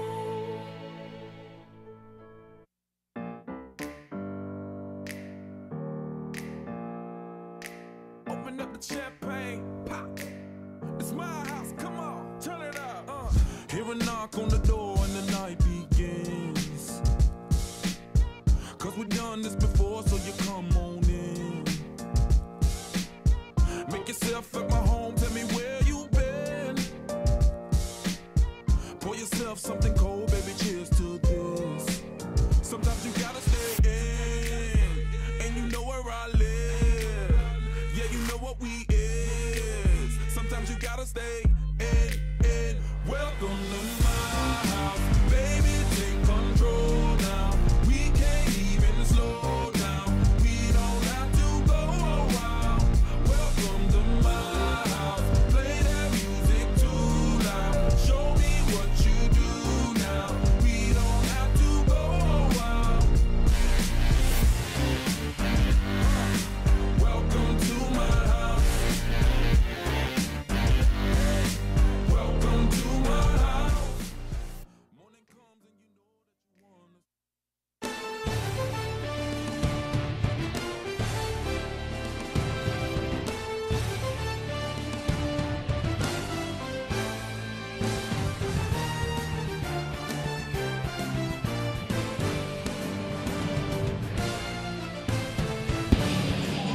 And then there were 5 more periods left. of the regular season for the Illini. That's what I was referring to. I don't know what else you thought I was going to say there. I didn't really know what I was going to say. Your career? Yeah, my hockey broadcasting career. That's all I got left. It's senior weekend here at the Big Pond in Champaign, Illinois, and Iowa State number 5, Iowa State number 12, Illinois. If the season ended today, this would be the matchup in the ACHA National Tournament. The season's not over, though. After a period of play, it's 2-2. Illinois got goals from Casper Ribba and Bobby Ernstein, the captain. So two of the regular guys there that they needed to get going again. But it wasn't enough. The Illini still find themselves tied after 20 minutes. What's it going to take to pull ahead here after 2? Well, first of all, I think scoring that first goal early in the first period was a big thing. I just said first 3 times in that sentence. But just starting quick is the biggest thing, because then you have momentum and you can always build on that. But I think it's also a great thing that the Illini were able to punch them in the mouth the same way they did it to us in Ames. Yeah. So just building on that this period is going to be huge. How about that early shot from Stephen Quinn, one of the 4 seniors for Illinois. And taken away by Matt Gedeke. Illinois going left to right here in the second. Iowa State going right to left. Cyclones only 8 losses this year in regulation. The Illini looking to make it 9-10 this weekend. If they do, Illinois finishes the season number 3 in the CSCHL, ahead of Iowa State and Robert Morris, Illinois. That pass met the glass. Stephen Quinn throws over near side to Mike Turek, a fellow senior. Now it's John Moskalik. Moskalik, the junior, holds on to the puck neutral ice, tosses it all the way down across the board. They'll want to go for a change first to get to it. Casper Ribba had his 17th goal of the season in the first period. Yeah, he's been a great story all year long. I think he's going to have he's got his work cut out for him to get to 20 in the regular season. Needs another one tonight probably, and then 2 tomorrow, but he's been a treat to watch all year long. Excited for what he's going to do in the future. You better have some kind of goal call the next 3 years for Casper Ribba. It's Ribba time. No. No, that was... I'm going to find another freshman to start doing the announcing instead. Nick Sandy tosses over to Joey Marcachilli. If there's someone in the comments that wants to help me pronounce it, that'd be very welcome, as Barnard stops that one. Barney, if you're following us on Twitter, that was Anthony Schmeck-Pasquale running it there in that first period, and he used the Barney gif. It's always a good choice. Yeah, I was thinking if he makes a big save later, pull out Barney Stinson. Oh, wow. Just all the good Barneys. Yeah. You know? There's not many. But you picked the purple dinosaur first. So that was a decision. Looking for Thomas Colas. Evan Sabo has not scored tonight. He promised me a goal both games this weekend, so I'll be happy with just one. We'll see if he can capitalize on what he said, though. Thomas Colas, near side half-boards. Is his brother the other Sabo? Yeah, I went over this with Patrick. Why do I have to go over this again? Well, I saw both of them before the game. I knew there was some relation, obviously. Yeah, no, they're bros from the suburbs of Chicago. Should I say it again? I had a comic books class with Evan last year. Became good friends. Patrick had more of a response to that comment in the first period. I had a class first semester with Io. Yeah, so yeah, this is a hockey broadcast. Still a big name around the campus. Yeah, you had a class with Sam McCain, too. No one's talking about that. Colton Kramer already has a goal tonight. Oh, in front, Jack Graham takes a spill, but knocks that puck away from Barnard. 17:30 left, all the way down. That pass was looking at the left point for Justin Paulson. Instead, Illinois is going to be able to get a change while on defense. 17:20 left, 2-2 here in Champaign. Right in front of the Iowa State bench, fighting for the puck. It's passed over to Andrew Lee. Now Erickson. Erickson tosses it across the boards, back to Paulson. Paulson at the right point. Stops and starts. Backhanded pass. Back to Lee. Now over to Rogers. Rogers, everything going on that right side. And they try to finally use that left side, and then the pass is loose. And into netting it goes. So an offensive zone draw coming again for the Cyclones. And this is one of the most sustained offensive moments the Cyclones have had all night. Yeah, and the whole first period, there was a lot of back and forth, a lot of quick play, and a lot of physicality. And just at the beginning of the second period, we're seeing a little bit less of all of that. It seems like everything slowed down a little bit, which is allowing for more sustained possessions. But Barnhart still hasn't allowed that tie-breaking goal, and as long as they don't end up wide open in front, I don't think he's going to. And Barnhart, he's been great all season. As he enters today's game 10-6, 2.54 goals against, and with 3 shutouts and 91.3 save percentage. But Elliot Girth is right there with him now after a slow start here in 2019. Only 2.61 goals allowed against, 1 shutout and a save percentage almost at 91. Icing on the Cyclones, 16-19 left to go. 2-2. If Illinois breaks the tie and scores, who's going to beat? My bet is usually Casper Ribba, so I'm going to go with that. I know it's not very exciting, but he is very exciting as a player. So if I'm putting money on anything, it's always going to be Ribba. Neil Novosel got down to that right circle quick, ready for that draw, and he wins it. Gets over to Sabo, back to Novosel. Sabo in the corner. Pushed by Hallback. To Novosel, to Sabo again. 2-man game right there in our blind spot. And tossed in neutral ice all the way for Charlie Salk. Salk has to retreat. Sabo heads off the ice. Here we go with Kandati. Kandati, a hard pass to Justin Reese, who was just a few feet ahead of him. Now Salk. Salk throws it all the way down into the offensive zone. Max Olson. And now we're getting that back and forth play again. The Illini haven't really had many shots here in the second period. They had that one 10 seconds in by Stephen Quinn, not much since. Jack Healy, haven't said his name much tonight. He's at the end boards, tossed into it. Chance Homer in the corner. Homer. Yeah, we really haven't seen much from these third and fourth lines today. It's been a lot of 1 and 2, especially that top line. And that was not the case last weekend as Barnhart catches that one and hands it off to Mike Turek. As Vince Savino scored last weekend, Jack Healy had 2. Icing on the Illini, but that was when the Illini so like bottom 6 was coming through, and that has not been the case tonight. You have the 2 big names, Ernsting and Ribba, on that top line score, but not much else since. Yeah, and we've always said those third and fourth lines have really been this team's energy lines pretty much all year long, while the first and second lines have really been the producing lines. Grellum off the draw, knocked away with a stick of Barnhart. Forfar takes a hit, and then Joe Nolan going down the left side. He is Forfar and gets it to Gedeke. The net is dislodged for the first time today as Gedeke stops that one. 14:52 left to go. And Joe Nolan leading the 2-man rush. Yeah, and he's one of those defensemen that can do that. There aren't too many, but I feel like the Illini have about 3 or 4 that can, and Joe Nolan's up there with the best of them. If you're just joining the broadcast, welcome into the Big Bond in Champaign alongside Anthony Pasquale. I'm Stephen Goen. You're watching Illini Hockey on YouTube. And it's senior weekend for Illinois, the last game that will have broadcast of the season, 7 p.m. tomorrow night against the Cyclones here in the CSCHL matchup. Kramer, his shot, another save. Barnhart has a man in front of him. Barnhart still able to make the save. What a play by Jake Barnhart as he falls on that puck and stops him from getting in the back of the net. Yeah, it's one of those, it looked like that glitch you see when you're playing NHL, when the puck gets behind them and they just lay down, but great athleticism there by Barnhart to not only make the initial save, but get his body on top of it so no other shots were able to be shot. That was an excellent save. Can you get another? This one from the right point, it's wide. And having to go all the way back for it's Justin Paulson.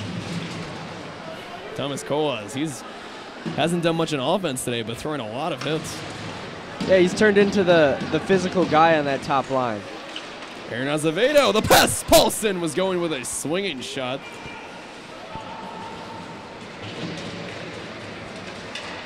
In front, that shot for Uglum is high. Back to the far side half boards. Colton Kramer. Kramer had some space, the right circle shot. And deflected behind the net. 13:50 left. The Illini gonna have a chance to bring it out. Tyler Opilka looking for a 2-line pass. And he had Thomas Colas, but it would have been offside, so he'll just let it go. They want to go for a change.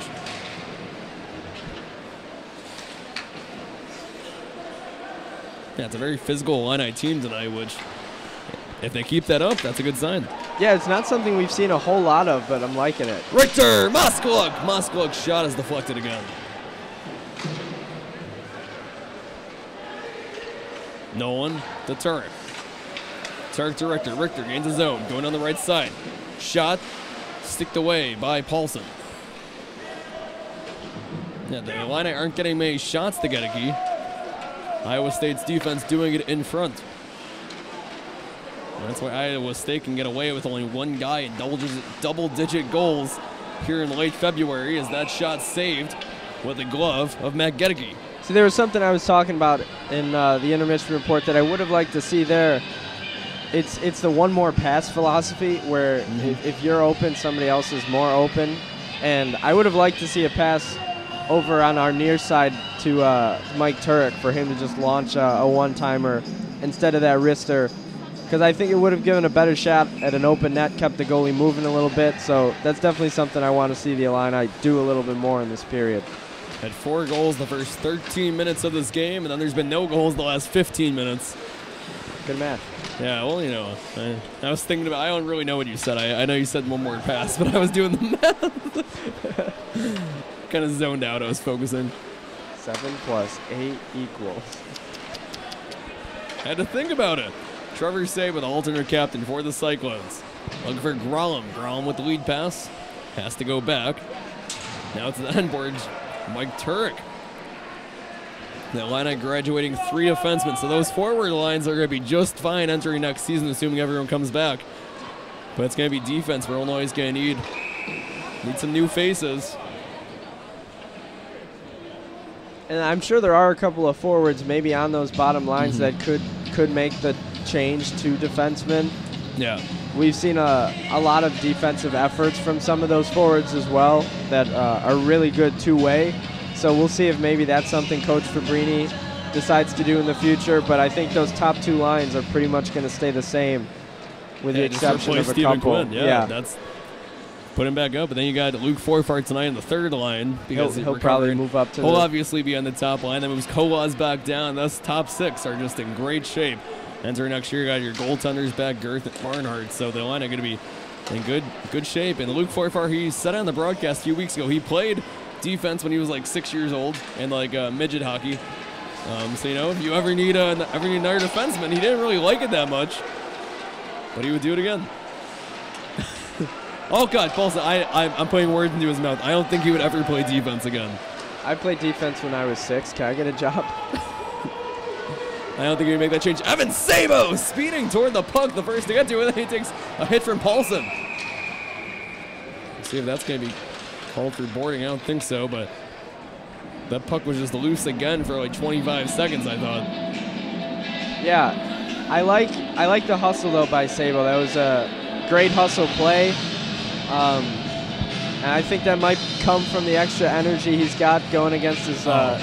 I think he loves playing Trevor. That's the thing. Like, can you imagine what this is like for them? Yeah, I mean, they've been doing this their entire life, but they were always in the same team a lot of the time. Yeah. And it is going to be a penalty. I think they are going to go with the boarding call. Illini on the power play, you know what that means. Yeah, Adam Alcott goes to the box for 2 minutes to the Illini. It's ribbit time. And they recall cross-checking as he kind of threw a defenseless Sabo into the boards. The Illini not offsides there. There's no one to Kolas. Kolas, who I always thought Sabo was the fastest player in the Illini until Kolas and Ribbit showed up. As that's saved by Gedeke, but then Sabo might be though. He still might be. Does but have some quickness. But back then, like 2 years ago, before Kolas joined the team second semester last season, like Sabo was by far the fastest. Then some other guys were now giving him a run for his money. Yeah. And it didn't seem as fast, but he's still obviously maybe the fastest guy in this team. And I think Riba's speed comes more from agility, whereas Sabo's just a fast skater. Yeah, this is Sabo's kind of ice. If you wanted to do some speed skating. Yeah. Rebel to Ernsting in the red circle. Shot. A lot of bodies in front. Gedeke able to stop that one again. 1:21 left to go in the power play for the Illini. 10:42 left in the second. And the fact those 2 whistles came, the best part for the Illini is the fact that they get to keep that top line out there a little bit. They haven't really exerted much energy, but when this power play unit gets going, they could score in a hurry.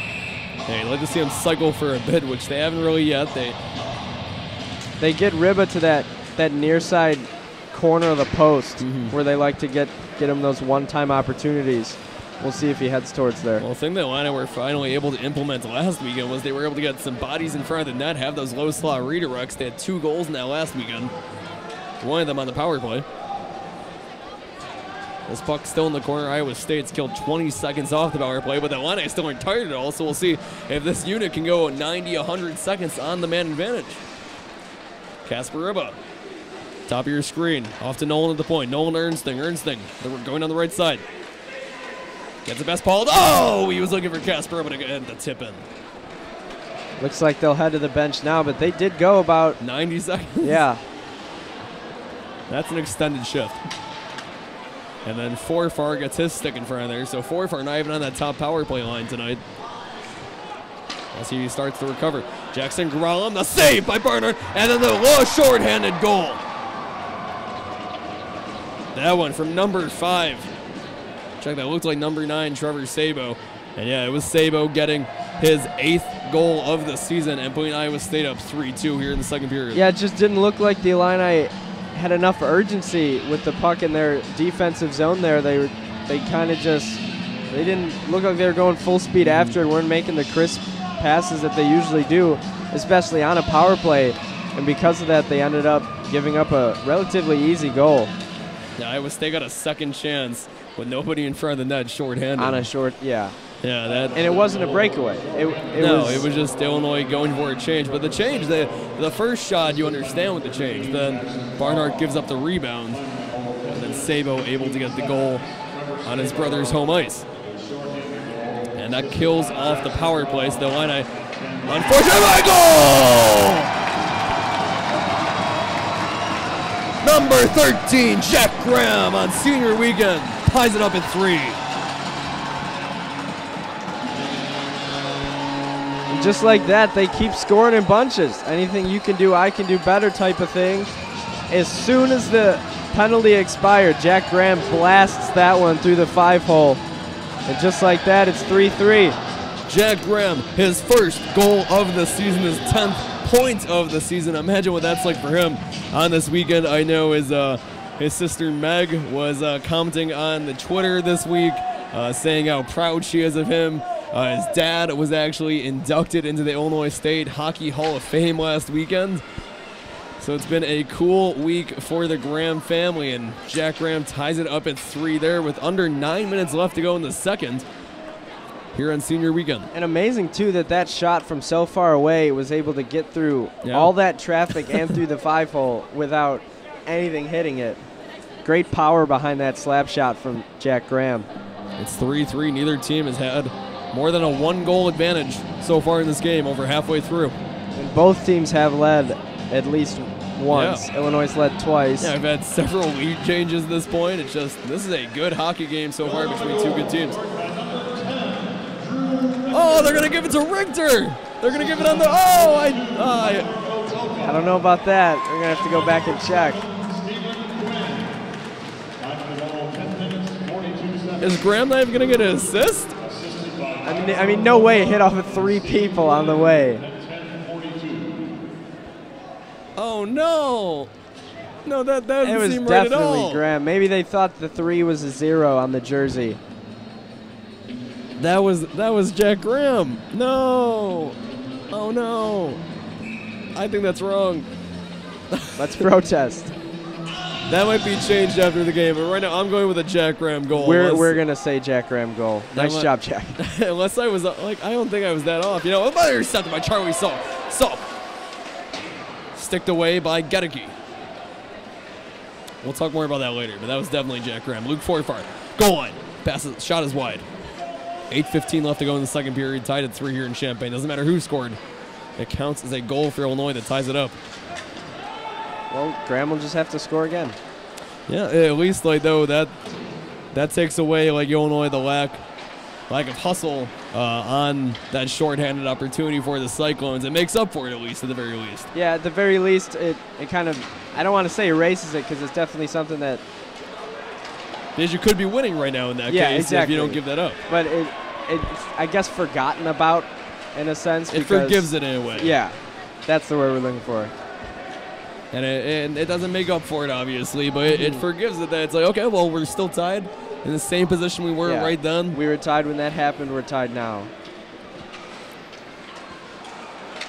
Now it's time to get a lead, though. It's a much different game than 2 weeks ago here at the Big Pond against top 5 Ohio team when they only lost 1-0. That goal came the first period, and Illinois just couldn't get many shots up all game long. Yeah, pucks are finding nets today. And Iowa State's not a team that's going to score many goals. That puck into he caught it. Keep it. He does. He put it in his pocket. He put it in his pocket so fast. Oh, is he going to throw it to someone? Give it to the kid. Oh, that's beautiful. Oh, there's a small child.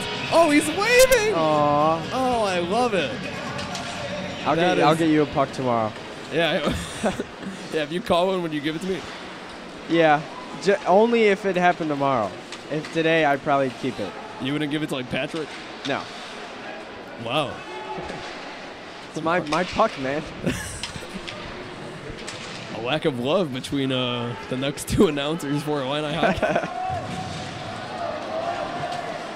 It's in Illinois' offensive zone. 6:35 left to go here in the second, tied at 3. I think there's a big hit. That was in our blind spot again. Tommy Hansen going down the left side. Hansen, centering pass. Sticked away by Jack Graham. Now Sabo. Sabo all the way over the netting against the brick wall, the exposed brick in the Big Pond.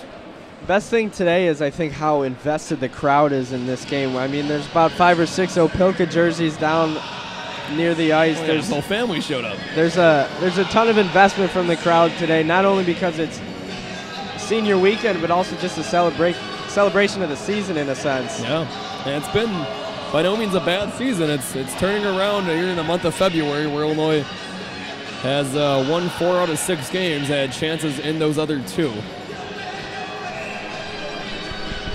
You cold or you dancing to the YMCA? Little cold, little cold. You could have just gotten yourself out of that by saying you were dancing to the YMCA. What kind of dance would that have been? A little like shimmy. They can't see though. I was doing the YMCA. Yeah, you can only see during the intermission report, so we're gonna have a penalty, I think. That's what I thought, unless it's offsides. Icing maybe? Yeah, Stephen Quinn went down. I thought it was a hook and goal. Yeah, that's what we were watching Stephen Quinn, but I think the puck went all the way down and for an icing. But I thought they could have gone for a hook on Quinn. Well, not on Quinn. I thought it would have been a Cyclone, a hook. Yeah, I meant Quinn got Quinn, hooked. Yeah. Into the netting again, Opelka. Then he says some words to the bench. A few things with Bobby Ernst there. And it's going to go back into neutral ice now. 6:01 left to go alongside Anthony Pasquale. I'm Stephen Kohner watching Illini hockey on YouTube. Senior weekends here at the Big Pond. They keep hitting the wrong net. That was funny. That was good. How long have you been holding that one in? Since you said the puck hit the netting again. Patrick had a lot of good analysis in the first period. You gotta step up your game now. He was saying they're doing a 1-3-1 during the power play. That was the first time all season he diagnosed the set of a team. Oh, what a hit from Stephen Quinn. Yeah, usually you set the number like a 1-3-1 or do a cycle. Hallbach shot, glove save by Barnhart. Taken away by Grom, neutral ice, and saved, caught by Barnhart. Oh, he held that for a while. Yeah, I thought they were going to call it frozen at some point. He faked it, brought it back to the other side, dropped it off. Tricky little play from him. John Moskluck, first across, tries the deep pass, he does! John Moskluck, oh! A save from Getteke, but what a move! That was the trademark Stephen Cohn hop. Yeah, I did. I almost got there. I almost did full hop. I got about half hop. Couldn't get all the way. But great hustle there by Moskluck to not only get the puck, but battle through 3 defenders to get himself a shot. I like watching Moskluck play. He's so strong with the puck. He reminds me of a Marian Hossa type player. See, I only saw Marian Hossa with the Blackhawks, which he was still good. Yeah. But he wasn't as good as he was with earlier in his career. The Wings and the Penguins, he was also really good. His first couple of years with the Hawks, he was that same player. Yeah. And you could not steal the puck from him. Whether it was open ice or against the boards, he was very strong, even with one hand on the stick, and very physical, which is the exact same way we see Moskalik play offensively. And Moskalik stands at 6'3", 210, so one of the heaviest guys on the team, too, I think. And still agile. Only guy heavier than him on the team roster is Joe Nolan at 220, and we know what Nolan can do on the defensive side, but then to have an agile guy like that on your forwards, quite the treat for Nick Fabrini. But Moskalik can definitely lay the hammer down a little bit too, which is good to have in a forward. Yeah, you're going to need to replace Stephen Quinn somehow. Someone's going to need to be that get into it. 4 minutes left now in the second period, tied at 3. It's going by too fast. Yeah, this period's going by much faster in the first period. A lot of stoppages I'm sorry. in that first period.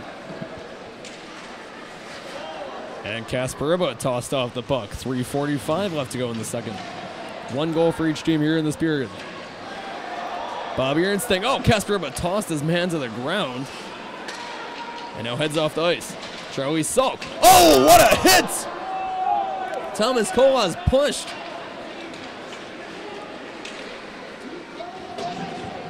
Shot from the blue line. They go for a change. Yeah, these forwards are getting annihilated. No matter what team you're on, you're hitting the ice a lot. Riba put his man down. Then Kolas's man put him down. A lot of bodies hitting the floor, which you can counter that with a lot of quick changes so bodies don't get tired. David Rutkowski. He hasn't had many shifts tonight. Had the puck. Now he's trying to get a centering pass. He won't. Oh, they had to open net if Rutkowski could have gotten it. Saved by Barnhart. And thrown all the way down in the neutral ice. Illinois is going to be able to go for a change after a long shift for them. It was a great job there to not throw it down hard enough to get to the end line for icing. Give your team a chance to change. Olsen in neutral ice. And a whistle in our blind spot again. Not sure what that was. 2:37 left to go here in the second period from the big pond.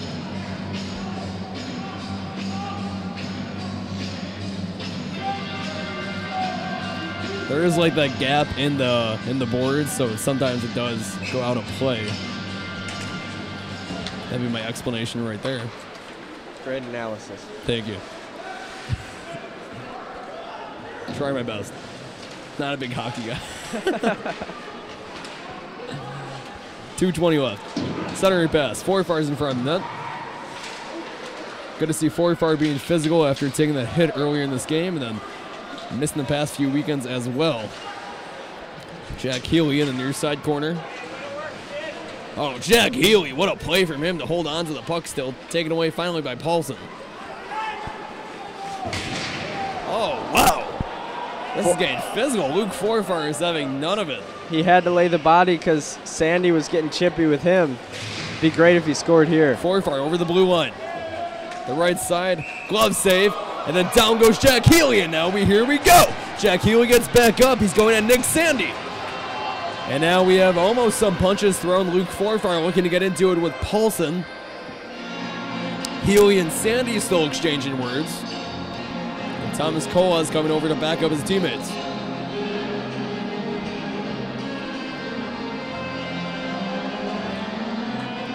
And Jack Healy is going to be sent to the box. We'll see if that's coincidental. No, he's not. I think Forfar might be. No, looks like he's skating to the bench too. No penalty, I guess. Oh, well, the refs are really letting him play tonight, which that's fine. I like seeing that. Yeah, I'm all right with it. Very physical. I like that breed of hockey from the Illini. It's something we haven't seen a lot. We see more quick-paced hockey, but they're getting challenged by a team that's a little bit bigger than them, and they're stepping up to the challenge right now. It's 3-3, and I'd say the hits are pretty much equal, too. No, yeah, they are returning the favor on a lot of these hits, which Mike Turek from the right point save. Now here we go again. Max Olson, Thomas Kolas. Yeah, and there's a fan in front of us that just said, "Ref, you're losing control," and there have not been many penalties tonight, and there's been several of these chippy little fights after a whistle, and none of them have resulted in any kind of penalty. Yeah, there have been definite chances for more additional penalties to be called. Haven't seen it. And I like it. I like letting them play a little bit. Tony Uglum. Uglum gains his own. Poked away by Turek. Now Uglum at the right side, centering pass taken away by Thomas Colas. Colas flips it all the way down, cross ice. And now Dylan Goggin. Uglum. And tossed down by Joe Nolan, a soft toss. 1 minute left to go in the second period. And it's played to Barnhart. Let's see if a goal can be scored here in these last minutes. You got the right line out there.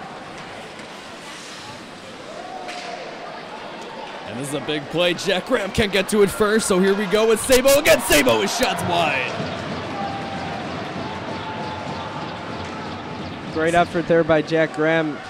And Jack Graham did everything he could to get there as quick as he possibly could, but Sabo he's quick like his brother. Yeah, he had the step. Family. He had the step too from not having to do the turnaround where he was already going in that direction.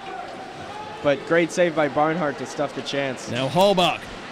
Cross ice pass, 15 seconds left to go in the period. Richter using the boards along there. 10 seconds left now.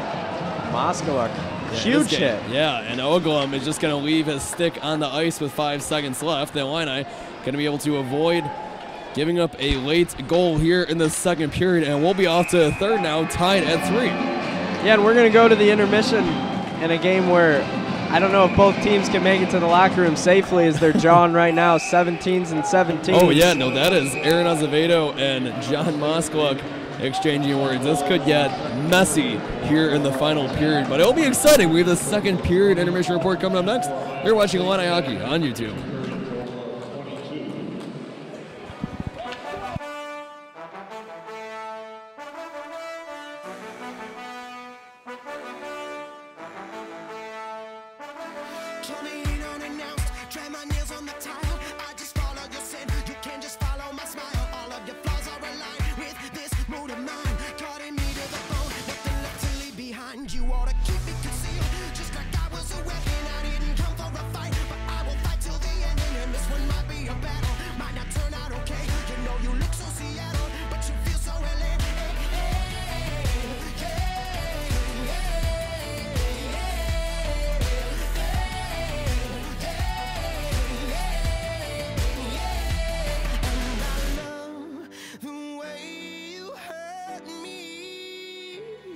It's irresistible.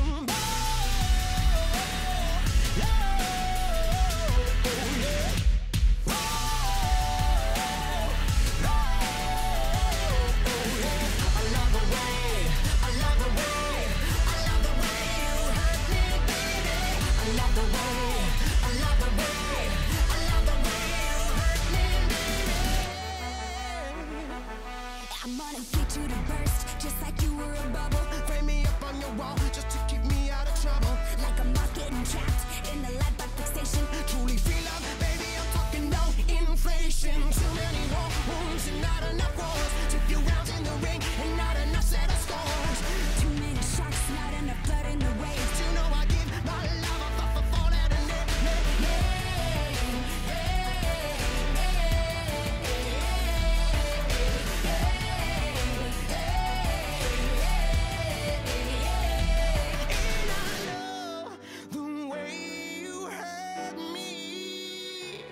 It's irresistible.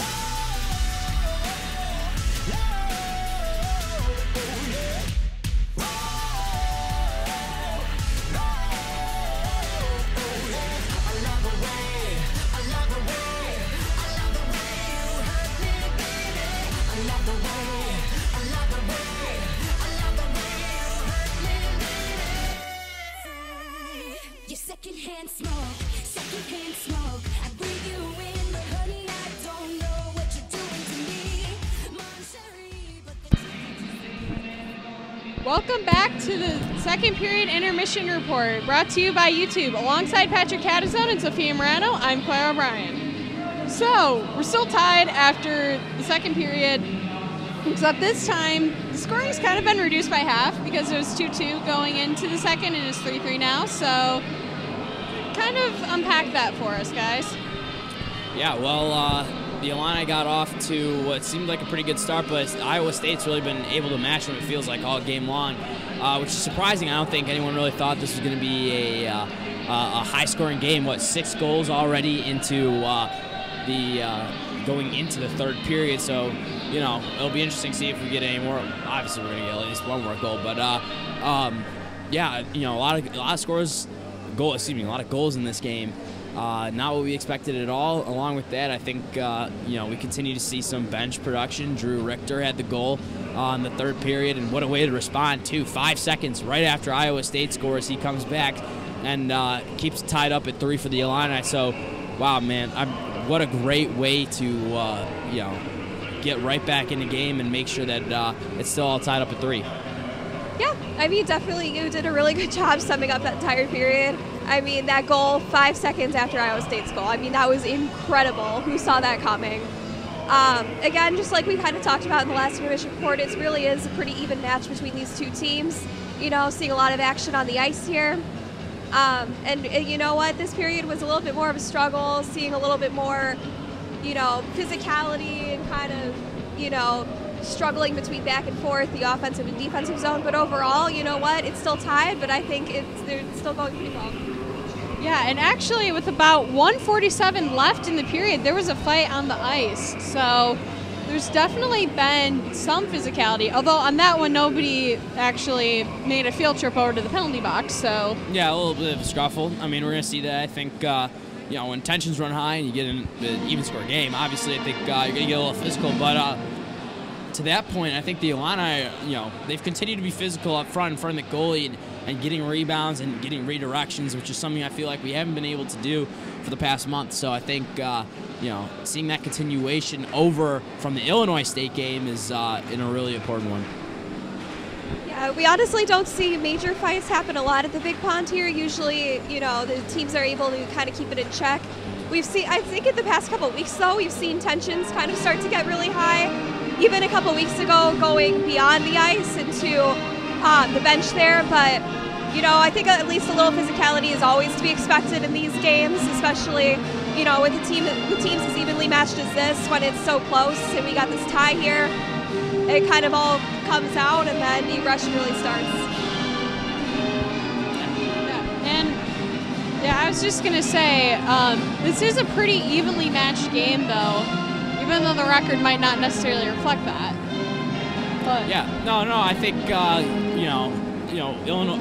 Iowa State really is off to a bad start in the last couple games. So I think you're seeing a little bit of a continuation over into this one. And Illini just came to play today. They were able to match pretty much everything Iowa State had, and I think that's pretty clear by a score, 3-3. I mean, for the most part, this game's always been tied. Yeah. And the goals have been pretty close to each other. Like you said, it was 5 seconds in this period, and in the last period, it was, Ribba started us off 15-12 left in the first, and then, 2 minutes later, Iowa State put one in, and then, not even a minute later, we put one in, Ernstine did, and then a few minutes after that, Iowa State put one in. So it's really been, 5 minutes at most between scores when somebody's getting the edge. Yeah, absolutely.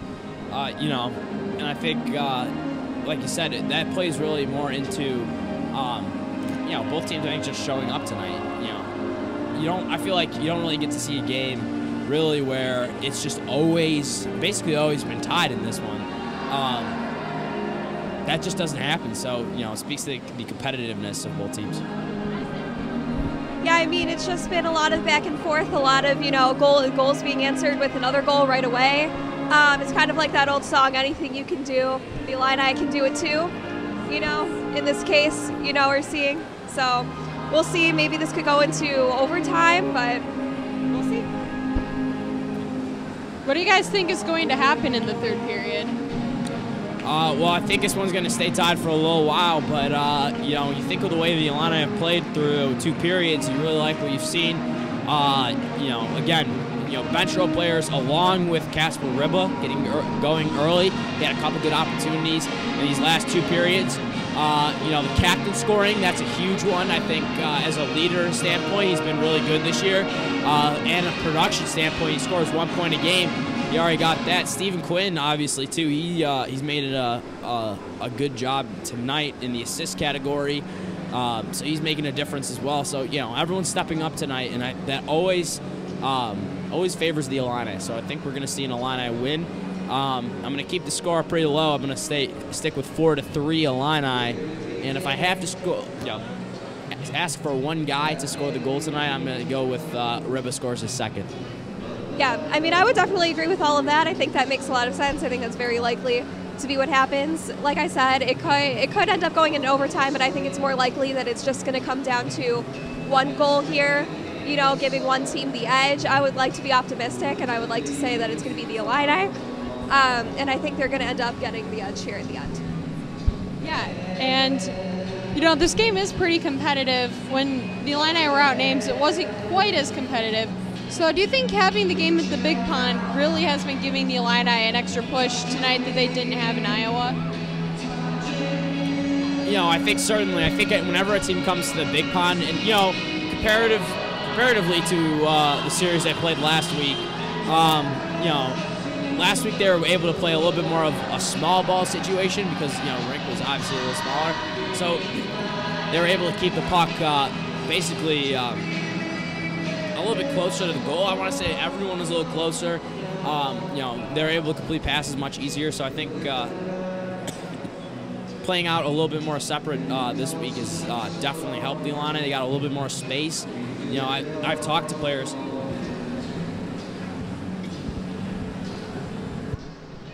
Yeah, well, it's Sweet Caroline time right now in the Big Pond, so I actually did not hear your question. Can you repeat that for me? Yeah. So what do you think is going to happen in the third period?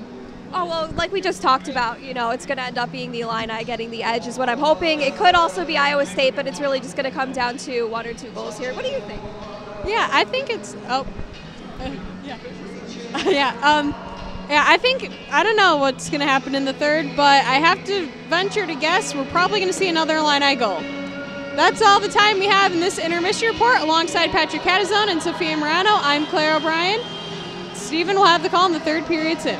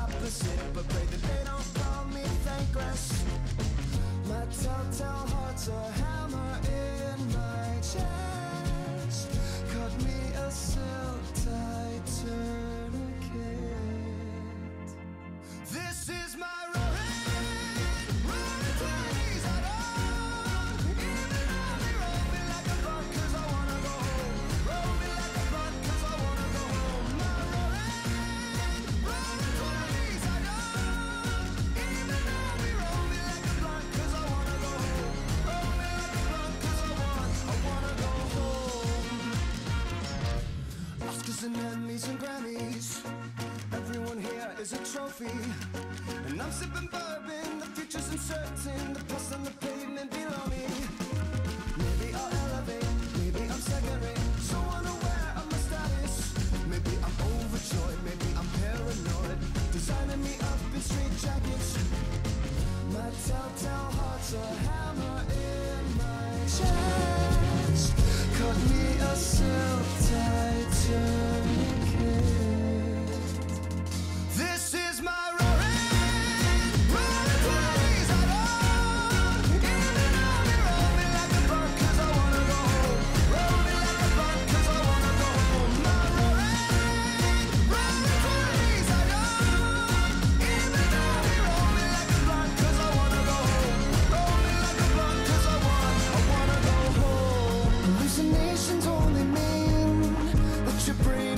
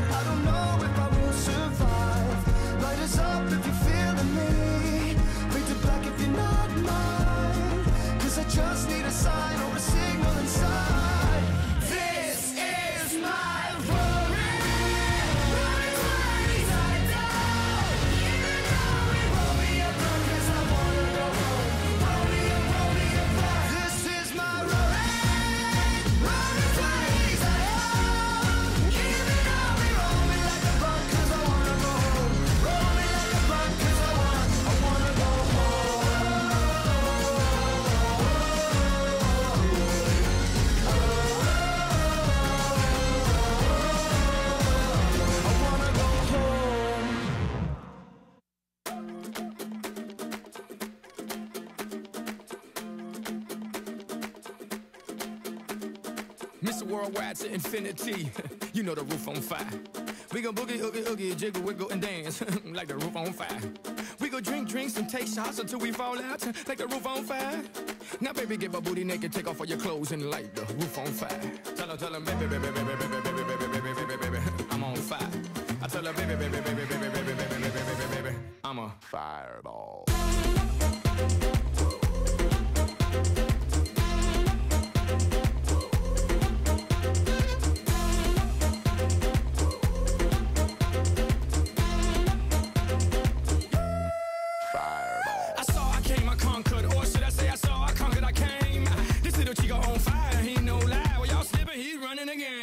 Now big bang boogie, get that kitty little noogie in a nice, nice little shave. I gave Susie a little pat up on the booty and she turned around and said, walk this way. I was born in a plane. Mama said that every word of my name. I'm the best you've ever had. If you think I'm burning out, I never am. I'm on fire. I'm on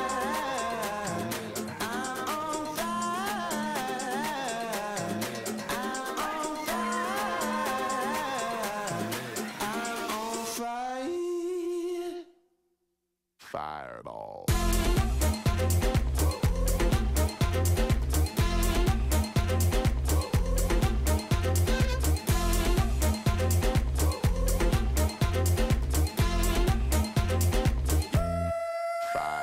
Sticks and stones may break my bones, but I don't care what y'all say.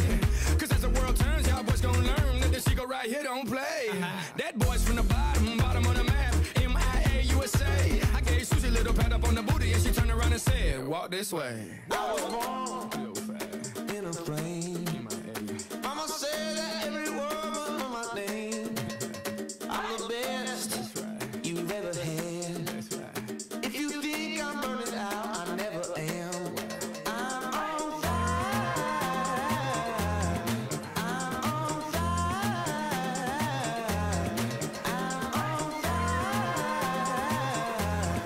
I'm on fire. Fireball.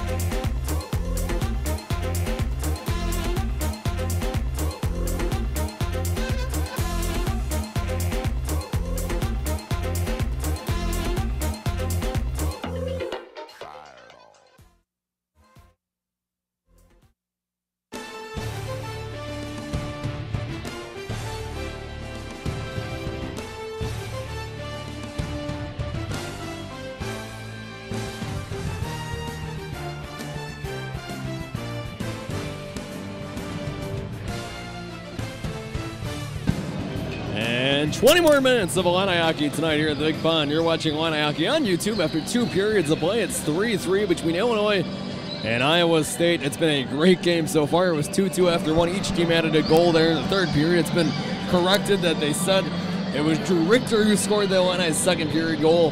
It was actually Jack Graham, who I thought it was. Yeah, no, you had it right the whole way. I did this whole spiel about how his sister's happy for him, how his dad was inducted into the Illini Hockey Hall of Fame last week. I did this big thing. We got to see it. We got to see his induction. It was a big deal, huge deal. Oh, yeah. And they scored tonight, so it's 3-3 now. Yeah. 20 more minutes. I think I heard before you start dying on the intermission report that it's going to be a 4-3 Illini win. That's what I predicted. Sticking with that? Yeah, I'm going to stick with it. I said Riva with the score, but, you know, look out for the freshmen. Look out for the seniors in the third period this week. It's going to be a big one. I can't imagine there's only going to be one goal scored in the period. I feel like we might be in for like a 5-4 game. Never know. It's It's been going down. First it was 4 goals, then it was 2. Keep on dividing by 2. 1. Yeah, no. There you go. Hey, if this was back in the good old days, like 2 weeks ago when we didn't do the on-camera intermission reports, you wouldn't be dying. No one would have known you started on camera. Yeah. That's live TV at its best. Yeah. I was fortunate enough to have no mess-ups on GMI today, so I knew, of course, you can only be so good in one day. Of course, our very own Patrick Catazone is an anchor on Good Morning Illini, the university's first morning talk show. I was once upon a time a producer for the show. Yes. It was very last talented. semester. Yes. Yeah, it was a good time. You were very good. Thank you. Your content was awesome. Thank you. You have been missed at GMI. I know that much. I know. Hey, 20 more minutes. Alongside Patrick Catazone, I'm Stephen Conner watching Illini hockey on YouTube. Illinois going right to left here in the third period. Iowa State going left to right in maroon and gold. It was a very physical end of the second period. We'll see if that carries over here as one of these teams looks to win. Trevor Sabo with the first shot of the period, saved by Jake Barnhart. Evan Sabo hasn't scored his goal for you tonight. I'm getting frustrated at this point. He promised me a goal. Maybe that's the 4th goal, Yeah. I'm all in. My dad said you need a haircut. I do. So I'm thinking about getting it tomorrow, actually. So I'm just saying, I'm just gonna share what the messenger said. I know, it's getting long. It's getting long. Nothing's private on this broadcast anymore at this point. All is revealed. Mike Turek, the senior, one of the 4 seniors, along with Jack Crown, Tyler Opilka, Stephen Quinn. Thomas Cole has his shot knocked away by Gedeke. 19:15 left to go in the third, tied at 3. That's Azevedo. Near side pass now to Uglum. Uglum, the pass is far, and it's going to be icing, which that's one of the weirdest icings you'll ever see because he almost it looked like yeah, there you go. Like Uglum, if he touched it, it's not icing, but he didn't touch. So 19:06 left, tied at 3. The Illini to the right of Matt Gedeke. Kolas did a nice job beating his man there. Jack Graham looking for the second goal of the game. Now a chance in front. Oh, Bobby Ernstine so close. Ernstine trying to go 5-hole there, just wasn't open. Now Thomas Koaz. I think they're going to say the net is dislodged, so they're going to put that back in place. 18:46 left to go. But how about that? That was the thing that worked last weekend for the Illini. Getting that guy in front and getting those second chance opportunities, and it almost worked there. Yeah, it's almost a shame. I feel like we should have been doing it a lot more earlier this year. They're trying, but I feel like they found the guys that can do it. Yeah, absolutely. I think physicality up front's been really good. Kolas looks like he won just basically two face-offs, or coming off the face-offs there in the corner for the Illini. Good job from him. Really fast skates. Nice break out of the face-off. That's Azevedo again. Floats that one to Uglum. This time he touches it. Over the block guy ahead. Opilka gets a stick in there. Now it's Uglum, the leading scorer for the Cyclones. Shots wide, wraparound opportunity. Ernstine sticks it away. Now Kramer already has one of the 3 goals for the Cyclones tonight. The left point. Knocked away by the Illini. Very active sticks right now for the Fighting Illini. Near side half boards. Now it's Casper Ribba. Ribba, give him some room and he can be very dangerous. He does. Going to the left side. Oh, it meets the glass. Man, what a shot. Nice shit there. Deking his man and getting going around basically 4 guys to get that shot. He's a wizard. He can do anything on ice. At this level, he's just as good of a forward as you'll find on any team in the ACHA. Big puck hit an Illini on the bench, so we'll have a face-off here by the Illini zone. 17:38 left to go. If you're just joining again, you're watching Illini Hockey on YouTube from the Big Pond. Make sure to follow us on Twitter at Illini Hockey and on Facebook, Illini Hockey. I don't know how much we'll be posting in the off-season, but we had a lot of activity last year, especially during the ACHA National Tournament, when the Illini made a run to the National Championship game, and Illini Athletics was picking up things. It was a big deal when this team made a run last year. Let's see if they can do that in Dallas again next month, as the Illini have essentially assured themselves a spot, because They're not going to drop out of the top 20 at this point. No. And what a good way to go into it. Hopefully with a win tonight, really get on a 3-game win streak. And then a few tune-up games against Indiana here at the Big Pond in 2 weeks. Exactly. So great opportunities for the Illini to really... so they could win 5 out of 6, if not 6 out of 6, if they have a good weekend here. Yep. But it's going to depend on how they play in the next 16 minutes as they're tied at 3. This game started at 7:30 p.m. It's been one of the slower 7:30 starts. A lot of stoppages tonight. Goggin over the blue. Whoa, and it meets the glass. That was a strong shot from the point.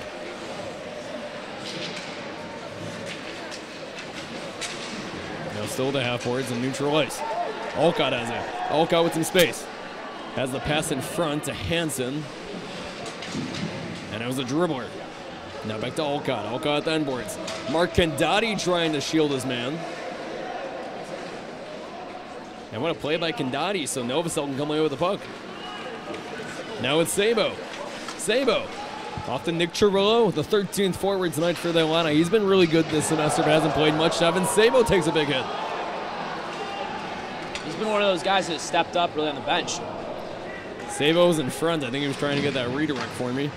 Yeah. And that's off his skate. So back to Novosel. Sabo goes for a change. Under 16. Oh, some space for Joe Nolan, but he couldn't handle the initial pass. In front to Forfar. Forfar winds up the shot. Oh, Luke Forfar. Oh, what a great opportunity to hit the glass. Everything on that. That was a full one-timer. Did I get too excited for that one? No, that was granted. Mostly with the way Forfar. No hooking call there. Yeah. The Illini got lucky. Yeah, that was definitely hooking on. Oh, and another hooking call. Yeah, here we go. This one's getting on the line. I serve a chance. Homer. Oh, it's off the post. One-on-one opportunity. The Illini are going to get a power play, though. They got fortunate. It looks like they could have got called one for themselves.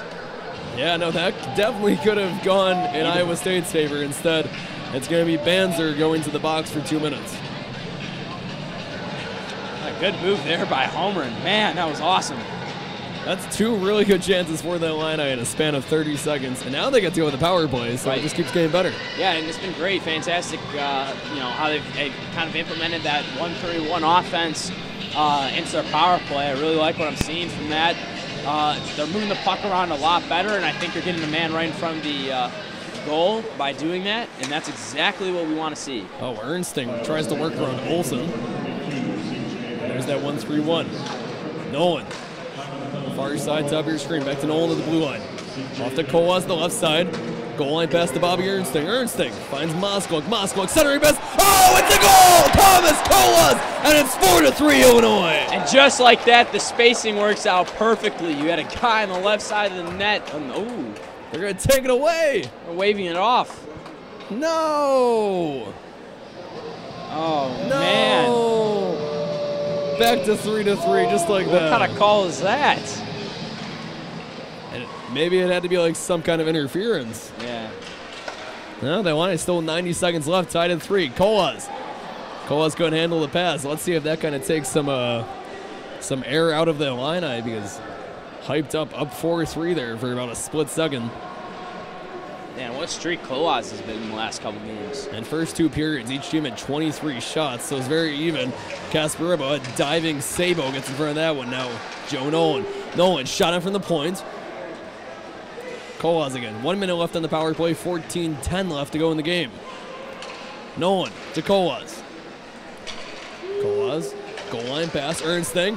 There they try to do the same exact play, essentially. Now it's Nolan. Off to Colas. Colas, Ernsting, it's off the boards. And they're shrinking the rink here, which is a great move, you think, on the power play.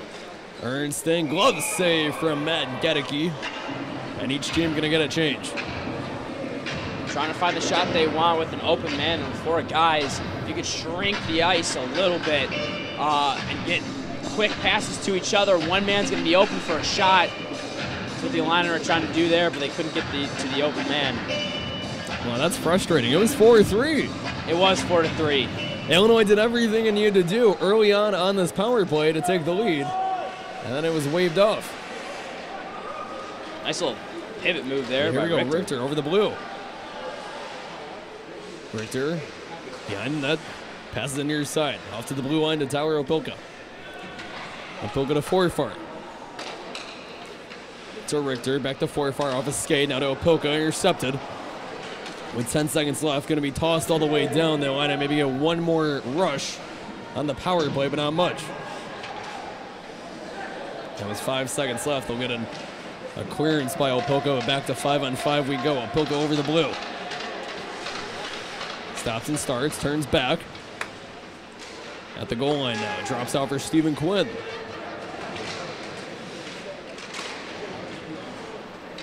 And under 13 minutes to go, tied at 3. That was not how Illinois wanted to come out of this power play, but it's going to be the situation they're in. Yeah, you think too, man, if that goal ends up biting them for a bad way to start this weekend. And there Colton Kramer able to take it away from Illini. Kramer stopped. Oh, and knocked away. Dangerous play by Barnhart as Quinn had to help him out. Barnhart's got to freeze that puck. Mostly where it's on his stick. Now back to Kramer.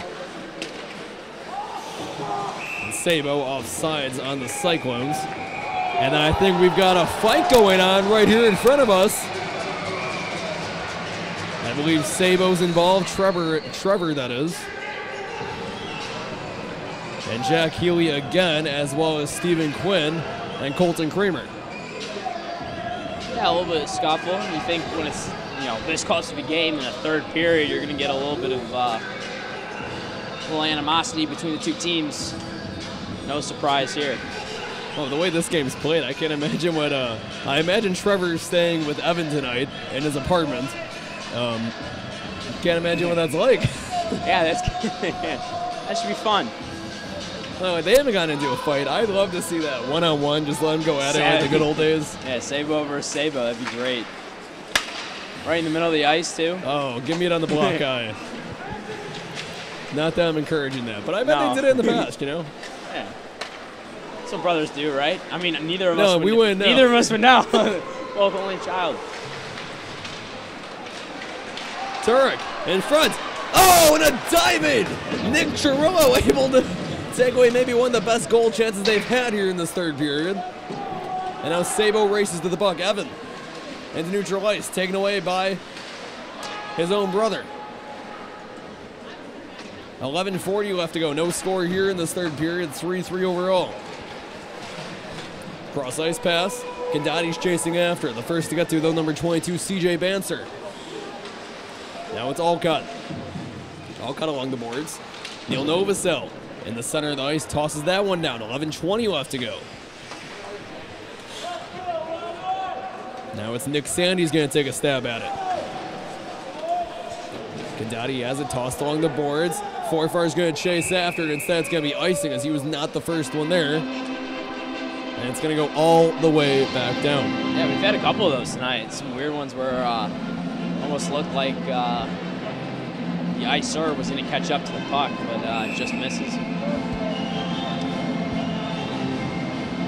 Seems a little bit of, seems like that goal took a little bit out of the Illini too. Oh yeah, that definitely, well, they're still playing up right now, but they could have had a lead. But it was the same thing when they gave up that third goal on the shorthanded opportunity for the Cyclones, and they responded after that, so they just got to find a way to respond again after having their fourth goal taken away. That was Thomas Kolas that had that one. It no longer exists. Jack Graham, Bobby Ernst, and Casper have the ones that are in the scorebook tonight. No big surprises really there either.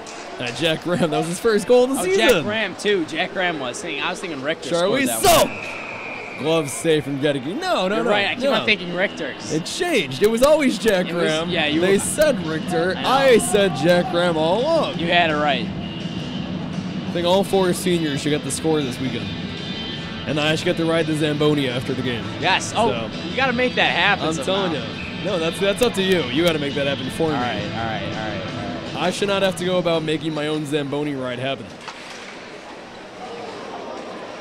That makes sense, you know? No. It makes sense. It makes sense. We'll see what we can put together. Someone's down and hurt. That's Casper Ribba. He's holding what looks like his head. He's very slow to get up. 10-13 left to go in the third. That is bad news for the Illini. He's been a pivotal He was part. tangled there for a while, and I saw him begin to slowly go down. Hobie checked out on the Illini's bench. Underwhelming season for Ribba. Yeah, no, it's been a disappointing year. Yes, only 17 goals. We expected 20. Hobie checked out by a trainer. I think he's okay, though. He just seems frustrated now on the bench, but it's always dangerous when your head gets involved into it, obviously. He was tangled up with several guys, kind of taken down. Time for someone else to step up. Yeah, for sure. Look to senior, honestly. Quinn has an assist already. To see if he could pull in the back of the net. Played back to Barnard. Halfway through the third period, you're watching Illini Hockey on YouTube alongside Patrick Catazone. I'm Stephen Cohn. Illinois looking to upset number 5 Iowa State. Evan Sabo the bell. No, that's Thomas Colas. The 2-6 and 2-8 look way too alike on these jerseys. I got excited. You thought that was the goal right there. I thought that was going to be the chance. Yeah, I had to make sure it was right. So I'm just going to say anytime someone scores, it's Evan Sabo. There you go. The puck loose behind the net. Stephen Quinn. Quinn takes a tumble. 9.5 left to go in the game. 4 goals the first 13 minutes of this game. Only 2 goals since. Tony Uglum. Glove save from Jake Barnard. He's been good tonight also. He has been good. Can't really put too much blame. One incident I felt like one goal that he could have covered up, but other than that, he's been decent tonight, and you know, it's good to have him getting into a role too. We think he plays in that one ISU game, and probably going to start tomorrow as well for senior day. And he like last year when he was a freshman, he was like 9-0. Like when the Illini needed a goaltender, he was the one that stepped up and was just unstoppable. Until David Heflin, who graduated last year, returns. And if they can get that late season Jake Barnhart back, that would be humongous for this team. Exactly. You think they're going to put him probably 3 in a row, and then... and Luke Forfar throws a hit that sends Paulson spinning. Yeah. No one recovers on that pass. Back to Forfar. Forfar tries to skate around his man. It's getting a little louder in here. A great crowd, one of the best crowds all season at the Big Bend. Now that's Richter using the boards off to Mike Turk, senior from Woodbridge. Spent the beginning of the season hurt after suffering an injury against the Springfield Junior Blues in the Illini's exhibition, but then he's been healthy since. He's been great on that defensive pairing.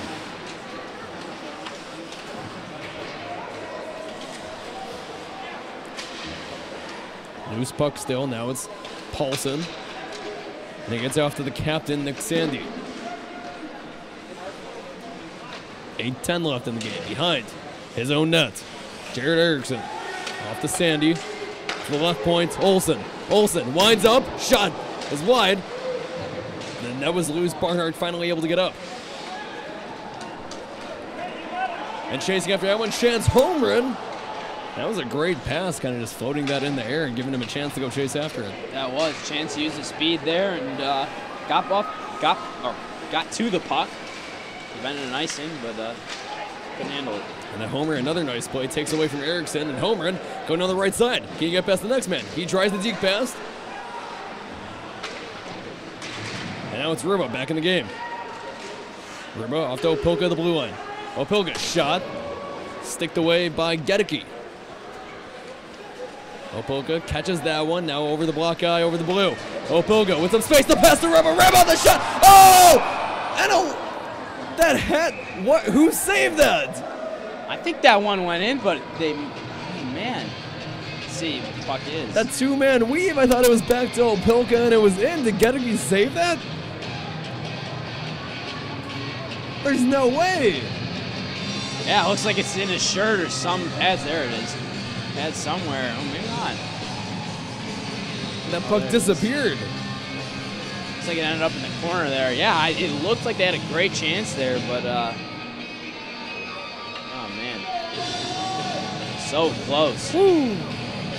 It's a good game now. 7 minutes left in regulation. Illinois would love to put this away before it gets to overtime, as each team gets the same amount of points now in conference play. Offsides by the Illini.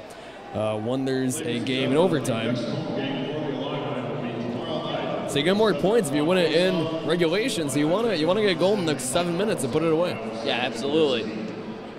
You think too. I mean, it is such an advantage. You know, I've talked to a couple players, a D2 team playing here. You're so fast off the boards here that you know, it gives you a good advantage. So you want to win those home games because you always have the advantage here.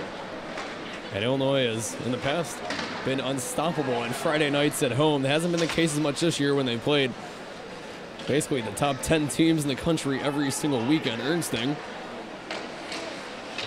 has Coaz. Jack Graham now at the right point. Off to Coaz again. Coaz at the right circle to Ernsting. Ernsting behind the net. Boarded by Sandy. And taken away by Colton Kramer. Kramer over the blue line. A nice play by Joe and Owen. Now Ernsting takes it back. 6:20 left to go.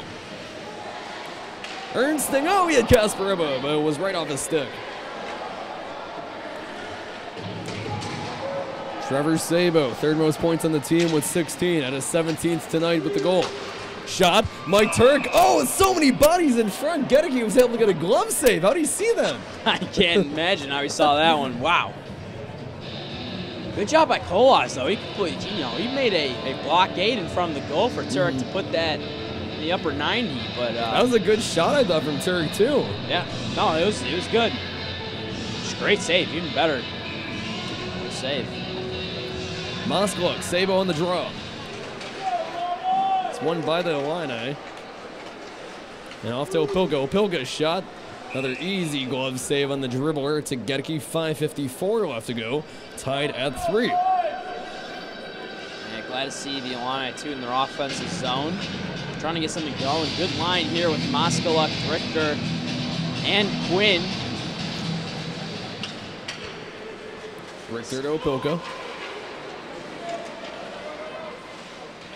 Opilka circles back. And he circles again. Opilka, he's one of the best stick-handling defenders you'll see. His brother plays in the St. Louis Blues system. Quinn. Now it's Max Olson. 5.5 left to go in the game. Tied at 3. Illinois needs a goal. But it's tight. So he'll take overtime, but Illinois again would prefer to win this game in regulation and more points in the CSCHL standings, which will help them potentially move up in the CSCHL tournaments in 3 weeks in Wentzville, Missouri, on the campus of Lindenwood University. Charlie Salk to Holmgren. Holmgren gains his own, going to the left side. Holmgren at the left circle, shot. Another glove save for Matt Gedeke. Man, Gedeke really flashing the leather tonight. Impressive showing here at the Big Pond. Gedeke has 2 penalty minutes this season. So how did that happen? He got a fight or something, I guess.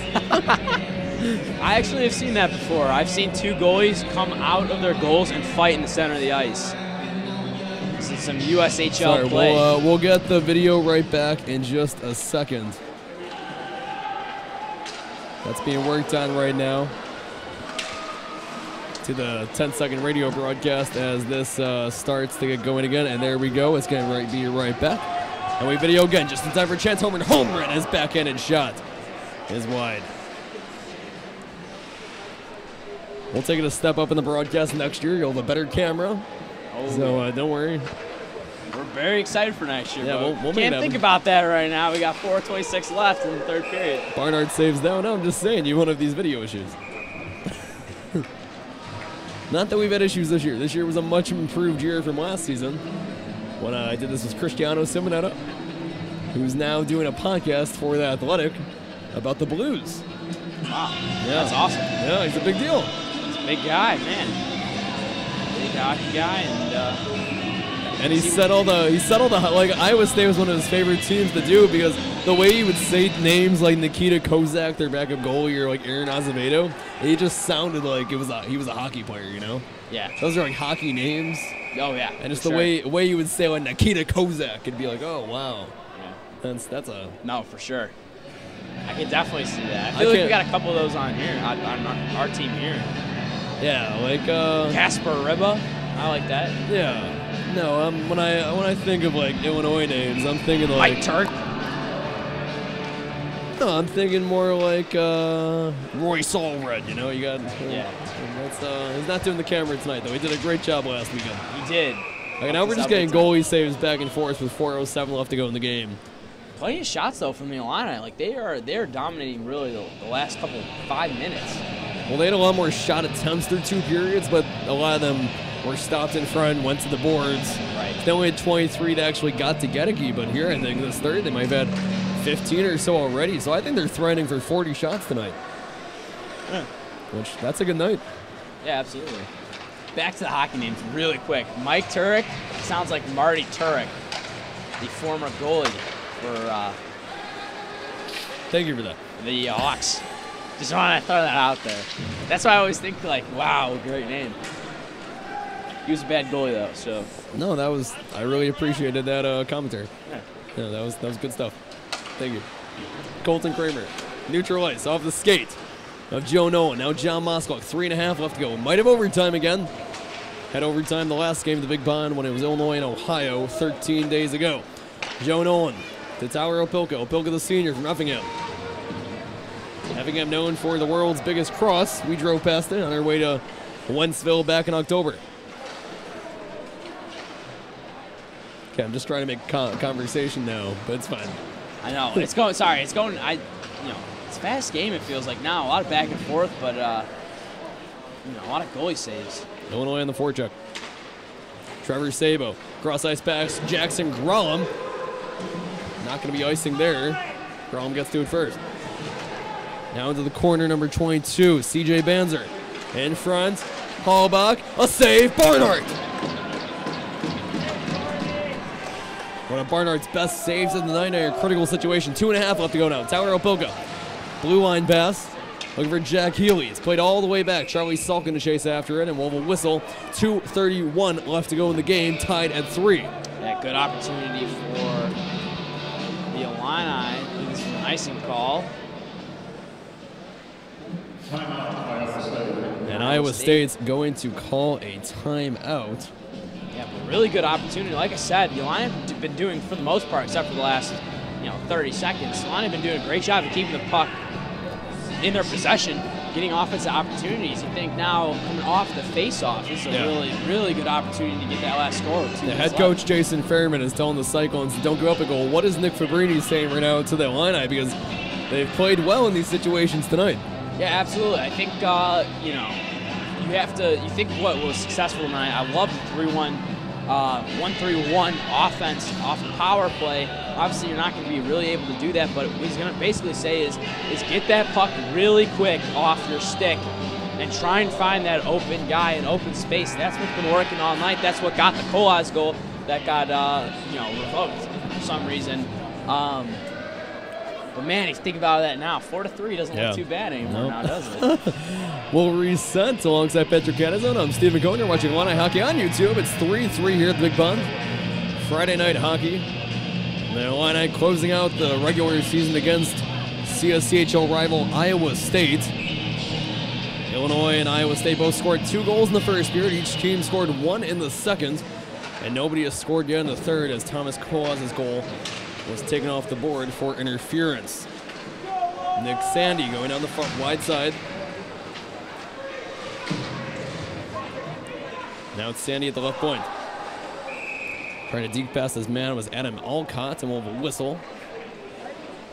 With 2:13 left to go, so 133 seconds, and the puck is coming back to neutral ice.